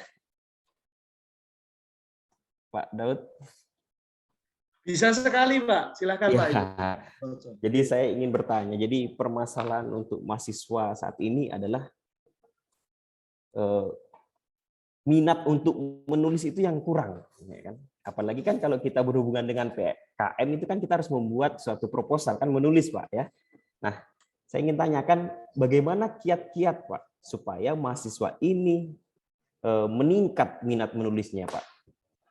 Terima kasih Pak. Baik, terima kasih Pak Sukoto. Jadi kalau trik saya ya Pak ya, kalau trik saya itu memang seorang dosen yang senang dekat dengan mahasiswa sejak mahasiswa awal datang gitu ya. Jadi sejak mereka mengadakan kegiatan pradasar, kegiatan pengenalan kampus, itu saya sudah mulai men-searching dan mencari. Karena kita yakin, katakan mahasiswa di Fakultas Prodi Peternakan Undip saja, itu 300 orang sekarang. 300 orang mahasiswa itu tidak semuanya pasti akan jadi orang yang senang dengan menulis. Tapi kita harus cari bibitnya untuk nantinya bisa mempengaruhi teman-teman. Nah, treatment pertama yang saya lakukan adalah sejak pengenalan kampus itu saya sudah aktif di dalam kegiatan-kegiatan mahasiswa baru untuk nantinya saya bisa memilih. Oh kayaknya ini potensial. Nah begitu saya menemu orang-orang yang potensial, maka saya akan dekati dia dan saya akan bilang, "Dek, namamu siapa? Asalmu dari mana?" Kemudian habis itu saya akan nanti kapan-kapan main ya ke kantor ke lab saya. Ya, begitu dia main, nanti kami buat regenerasi, Pak. Di atasnya dia, itu biasanya ada setahun yang sudah saya kader bahasanya. Ya, saya kader. Bentuk pengkaderan saya, itu biasanya yang saya lakukan tuh, mungkin kalau guru tahu, saya tuh suka dolan, Pak. Jadi, saya itu suka pergi kemana-mana, ke kelompok-kelompok ternak, ke masyarakat. Nah, anak-anak tersebut yang sudah saya bidik itu akan saya ajak dia untuk ikut saya kemanapun saya pergi. kebetulan saya diberi rezeki mobil, jadi adik-adik kalau pergi bisa bersama dengan saya. Kemudian sampai di sana, saya membiasakan mereka untuk dipapar dengan kondisi lapangan. Ya, jadi contoh yang paling baru ini Pak, yang kami sedang kerjakan itu alat pendeteksi birahi. Nah, alat pendeteksi birahi pada saat itu berawal dari mahasiswa kami yang kebetulan waktu itu ikut kami ke lapangan. Kemudian dia ikut waktu saya mengisi materi tentang pembuatan pakan ternak di lapangan. Kemudian dia mulai dari belajar hanya ikut ngangkuti bekatul, ngangkuti jagung dari satu tempat mau dibawa ke tempat pelatihan gitu. Yang kebetulan itu dilakukan oleh peternak sendiri. Nah, dari situ akhirnya mereka Pak itu berpikir seperti ini. Ketika ada peternak yang bertanya, Mas Daud, ini mau tanya sedikit di luar pakan ya Mas? Iya boleh. Saya tuh orang reproduksi kebetulan, tapi ketika di lapangan tuh kan kita nggak bisa Pak memaksakan diri kita. Saya orang reproduksi ya diskusinya reproduksi, susah. Nah, dia tiba-tiba bertanya, Mas, saya itu toh Mas kalau sapi saya mau dikawini sama Pak inseminator, itu kok berulang kali gagal ya Mas? Nah kenapa kok bisa gagal Pak? Ya katanya sih terlambat. Lah kok bisa terlambat Pak? Ya susah Mas kayak gitu itu. Oh iya. Akhirnya mereka tiba-tiba berpikir, Mas Daud, jadi pulang dari acara itu, Mas Daud, bisa nggak ya kita itu buat alat yang untuk membantu mereka? Nah, dari situ mulai terbetik gitu Pak, apa yang mereka inginkan. Kemudian saya bilang, ya bisa. Kenapa nggak bisa? Nah, berarti terus harus gimana Mas? Nah ini fungsi kita sebagai dosen. Mahasiswa itu kan punya keterbatasan untuk pengetahuan, ide, pengembangan. Gitu. Begitu dia sudah masuk ke jebakan kita, dalam tanda petik jebakan gitu ya Pak ya. Maka yang harus kita lakukan adalah jangan dilepas. Jangan dibiarkan dia terus patah arang gitu. Maka setelah itu saya tanya lah, menurutmu apa tanda-tanda birahi? Kalau di Jawa itu kan ada 3 ABCD ya. Abang abuh anget. Abang abuh anget itu apa? Tahu merah, bengkak dan hangat. Gitu ya, vulvanya. Alat kelaminnya. Kemudian bengak-bengok, teriak-teriak. Terus ada C, celingkrak, celingkrik. Tingkah lakunya tidak tenang. D, delewer, keluar lendirnya. Nah, terus saya tanya, dari situ berarti harusnya seperti apa ya? Mas, mungkin kita perlu ya Mas ya, melakukan analisis pakai sensor warna untuk mengetahui sensor warna yang pas untuk yang namanya birahi optimum yang kayak apa. Oh ya sudah, silahkan. Nah, kamu butuh kerjasama dengan siapa? Jadi kita pancing terus, Pak Kocok. Kamu butuh kerjasama dengan siapa? Ya kalau sensor warna mungkin dengan orang Tekom ya Mas. Oh iya, ya sudah dibuat. Akhirnya mereka mencari tim. Nah setelah mencari tim juga jangan kita biarkan. Akhirnya waktu itu saya bilang, ayo coba dikumpulkan timnya, nanti saya mau ajak diskusi. Mereka bertiga kumpul, diskusi bersama dengan kami, akhirnya menyusun sebuah ide, dan akhirnya tersusun menjadi sebuah proposal. Nah, menyusun proposal kan mahasiswa juga sulit ya Pak ya sebenarnya. Nah, ketika sudah mau sulit seperti itu, kita harus punya peran untuk memotivasi. Jadi, saya tidak membiasakan untuk mereka nulis minta saya tuliskan, tapi sebisamu tak bantu. Habis itu dia kirimkan via WA, saya kasih komen, balik lagi ke dia, dia perbaiki. Akhirnya terbiasa menulis. Sampai hari ini ada 3 mahasiswa yang sudah kami regenerasi seperti itu, Pak, yang untuk bersiap ke proposal PKM ataupun karya tulis yang lain, yang dia sudah mulai matang, gitu ya, Pak. Sudah mulai paham, sudah mulai tidak banyak salah kalau nulis. Nah, itu proses. Begitu, Pak Sukoco. Matur suwun. Terima kasih. Baik, terima kasih Pak atas jawabannya. Kemudian ini ada Ancul yang ingin bertanya. Silakan. Mohon untuk panitia dibuka mic-nya.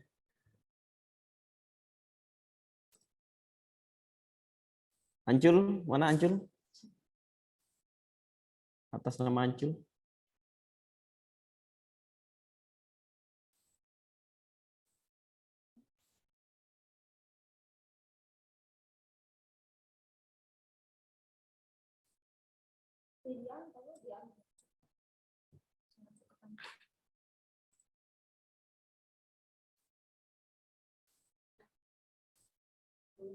Oh, belum terbuka?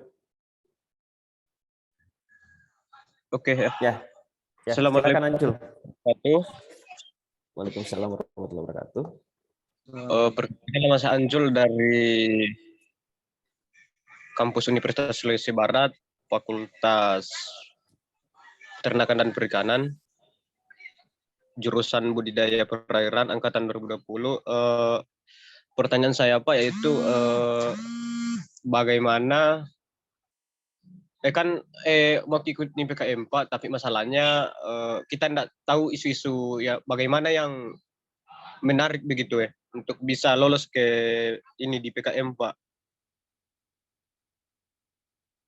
Isu-isu sentral yang bisa Pak di ya. Baik, terima kasih. Itu ya, terima kasih. Langsung saya jawab Pak Indro. Iya, ya, Pak? boleh Pak, boleh Pak. Ya, Silakan baik. Pak. Bang Ancul. Iya. Saya itu masih apa ya? Masih terkagum-kagum dengan judul Universitas Sulawesi Barat.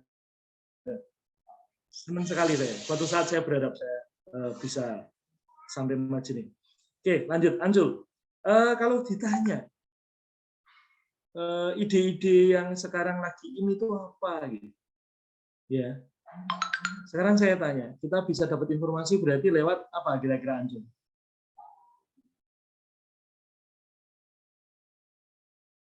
Halo Ancul? Oke, langsung aja ya. Ancul, tentunya kita harus menjadi mahasiswa yang peduli dengan lingkungan kita, rajin membaca, rajin mendengarkan berita, sehingga di dalam kegiatan kita, ya paling tidak kalau kita main medsos, itu kita juga membiasakan diri membaca berita. Sekarang ini yang paling ramai dan sebenarnya sedang in, contohnya di budidaya perikanan. Kita tidak hanya bicara perikanan air tawar, gitu ya. Harapan saya. Nah, kalau Ancul tahu mungkin Menteri Susi Pujiastuti itu dulu dengan apa ya, lobster ya. Jadi baby lobster dan lain sebagainya. Nah, sebenarnya bicara tentang sekarang ini yang mungkin masih in dan secara konservasi juga harus dilakukan dan lain sebagainya. Kalau menurut saya, kalau saya baca-baca berita dan sebagainya, untuk bidang perikanan itu tentang baby lobster itu hal yang mungkin bisa menunjukkan sesuatu yang sedang in saat ini, gitu ya. Nah, yang kedua selain lewat membaca berita ya Ancul, kita harus jadi seorang mahasiswa. Menurut saya, kita harus jadi seorang mahasiswa yang berani terbuka dan berani berkomunikasi dengan dosen. Ya, saya dulu di semester 2 itu kebetulan saya menjadi mahasiswa yang tidak pernah tidak pernah merasa malu, tidak pernah merasa takut untuk berkomunikasi dengan dosen. Maka ketika saya menghadapi masalah seperti yang tadi saya ceritakan SPP, maka saya ketemu sama dosen saya. Ketika dosen saya malah memberi arahan, janganlah. Yang saya temui itu Wadek 3 waktu itu kemahasiswaan. Kenapa saya temui beliau? Karena Wadek 3 itu kan hubungannya kemahasiswaan, mestinya kalau ada mahasiswa yang punya masalah secara langsung mestinya harus berkomunikasi dengan beliaunya. Nah, saya berkomunikasi malah beliau memberi saran kepada saya untuk ikut lomba itu. Begitu ikut lomba itu, kalau saya jadi mahasiswa yang menutup diri lagi, maka saya nggak akan kembali kepada beliau. Tapi akhirnya saya berusaha untuk kembali kepada beliau. Dan akhirnya saya bertanya, ada masalah apa dan sebagainya.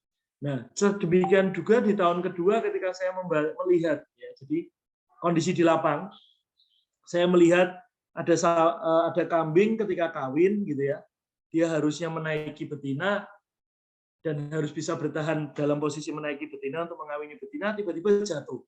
Ternyata kaki belakangnya nggak kuat. Maka saya sebagai mahasiswa melihat kondisi yang seperti itu saya datangi dosen saya. Saya bertanya kepada beliau, Pak, saya tuh lihat loh kemarin itu kambing mau ngawini betina, nggak jadi, nggak bisa, nggak berhasil karena dia jatuh. Jadi kemungkinannya kan kaki belakangnya nggak kuat ya. Nah kayak gitu itu terus solusinya apa? Apa yang bisa kita buat ya Pak? Nah artinya Ancul, kamu harus berani membuka diri untuk berdiskusi dan ngomong sama dosen-dosen. Karena Bapak Ibu dosen, saya pun membiasakan diri ketika saya punya ide apa. Contoh, yang paling terbaru sekarang. Ini tentang bagaimana kondisi PMK itu menyebabkan kasus reproduksi yang sangat banyak. Nah, kami sedang membuat sebuah bahan pakan khusus untuk perbaikan reproduksi bagi sapi-sapi atau kambing atau domba yang mengalami PMK. Yang diberikan makan dalam 5 hari mudah-mudahan bisa memperbaiki kondisi reproduksinya. Nah, ide seperti itu kita sebagai dosen tidak boleh gimana ya? Mungkin kita bisa saja memberikan ide itu juga kepada mahasiswa kita, sehingga mereka bisa difasilitasi untuk ikut PKM. Begitu. Jadi gitu, Anco. 1, bacalah berita sebanyak mungkin. Kalau buka medsos jangan hanya WhatsApp, jangan terlalu banyak main Mobile Legends gitu ya. Tapi bacalah berita sebanyak mungkin. Yang kedua, belajarlah untuk cerita sama dosen-dosenmu. Wah, saya yakin dosen-dosen di Universitas Sulawesi Barat itu idenya banyak-banyak. Ya, dan itu pasti akan sangat kalau boleh saya ngomong, akan sangat sesuai dengan kondisi di Sulawesi Barat atau kebutuhan masyarakat di sana. Begitu, Anjo. Mudah-mudahan menjawab ya. Baik, Pak. Sudah, Pak. Baik, terima kasih Pak atas jawabannya. Silakan, masih ada yang mau bertanya? 1 kesempatan kita terbentur oleh waktu. Silakan. Adik-adik mahasiswa atau Bapak Ibu dosen yang ingin bertanya, silakan. 1 kesempatan lagi.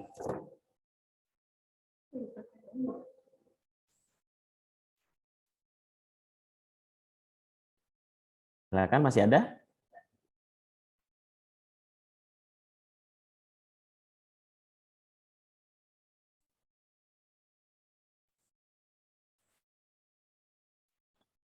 Silakan, masih ada yang mau ingin ditanyakan, baik dari adik-adik mahasiswa maupun dari Bapak Ibu dosen. 1 kesempatan penanya. Silakan klik tombol raise hand apabila ingin bertanya.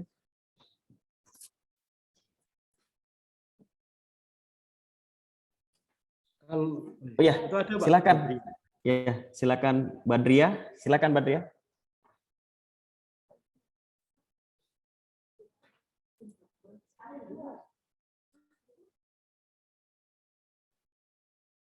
Ya, silakan Badria.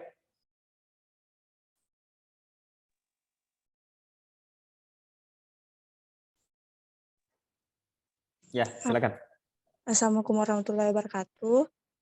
Waalaikumsalam warahmatullahi wabarakatuh. Perkenalkan, nama saya Badria dari Universitas Sulawesi Barat, Fakultas Peternakan dan Perikanan, jurusan Budidaya Perairan Angkatan 20. Di sini saya ingin bertanya, Pak, apa yang paling menunjang dalam kelulusan untuk ke pendanaan begitu, Pak? Kayak isi proposalnya, Kak, kan dulu tahun lalu saya juga ikut PKMK,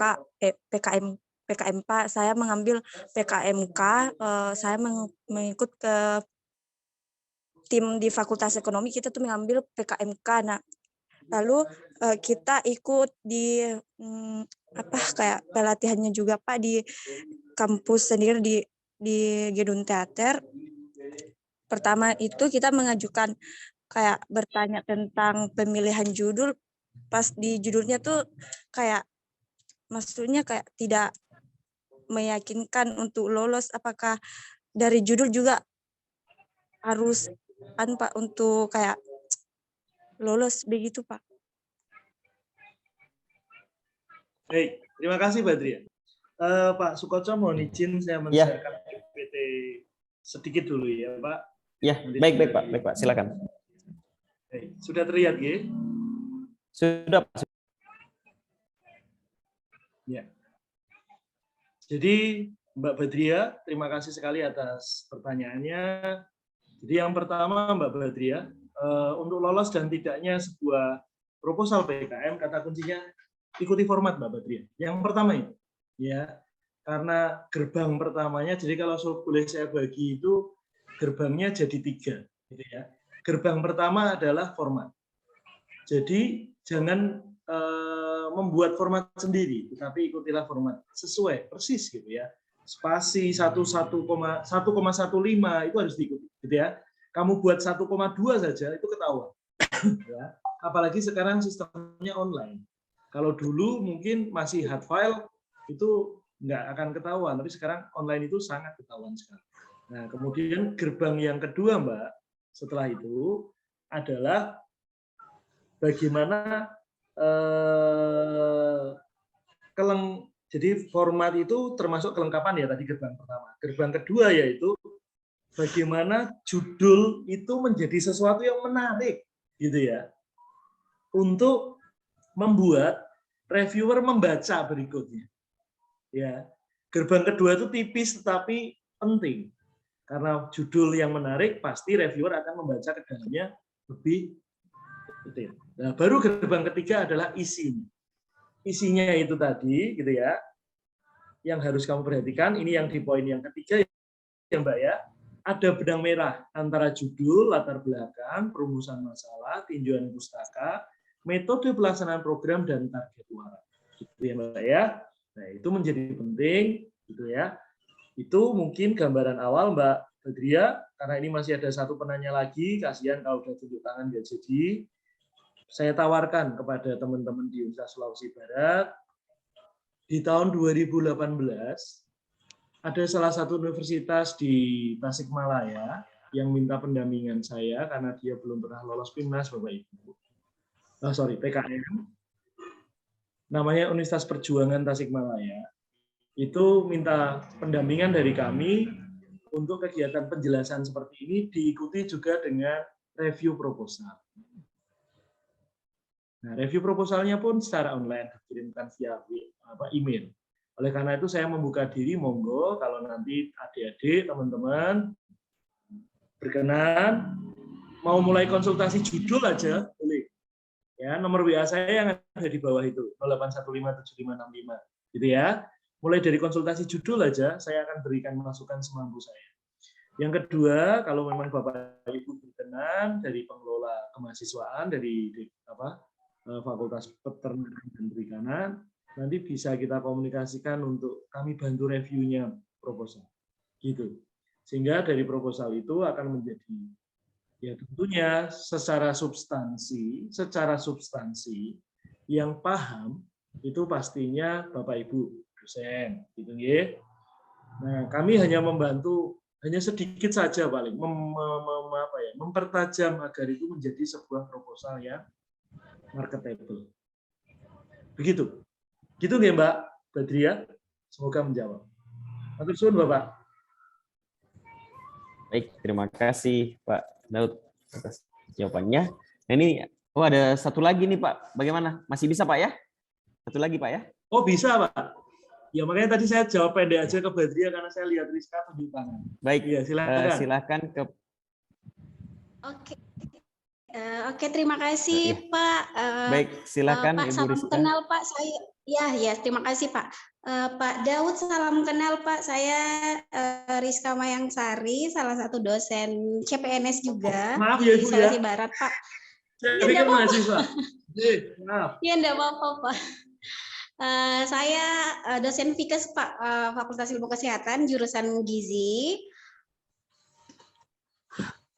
Yang ingin saya tanyakan adalah kebetulan Pak saya sedang ngajar kewirausahaan bidang gizi. Output dari mata kuliah saya adalah mahasiswa itu bisa menghasilkan satu PKM. Jadi harapan saya PKM yang bisa dibuat adalah PKMK. Cuman tadi itu saya sempat lihat penjelasan Bapak di PKMK itu bahwa kalau mau lulus PKM itu jangan makanan lagi, buat sesuatu hal yang lebih inovatif.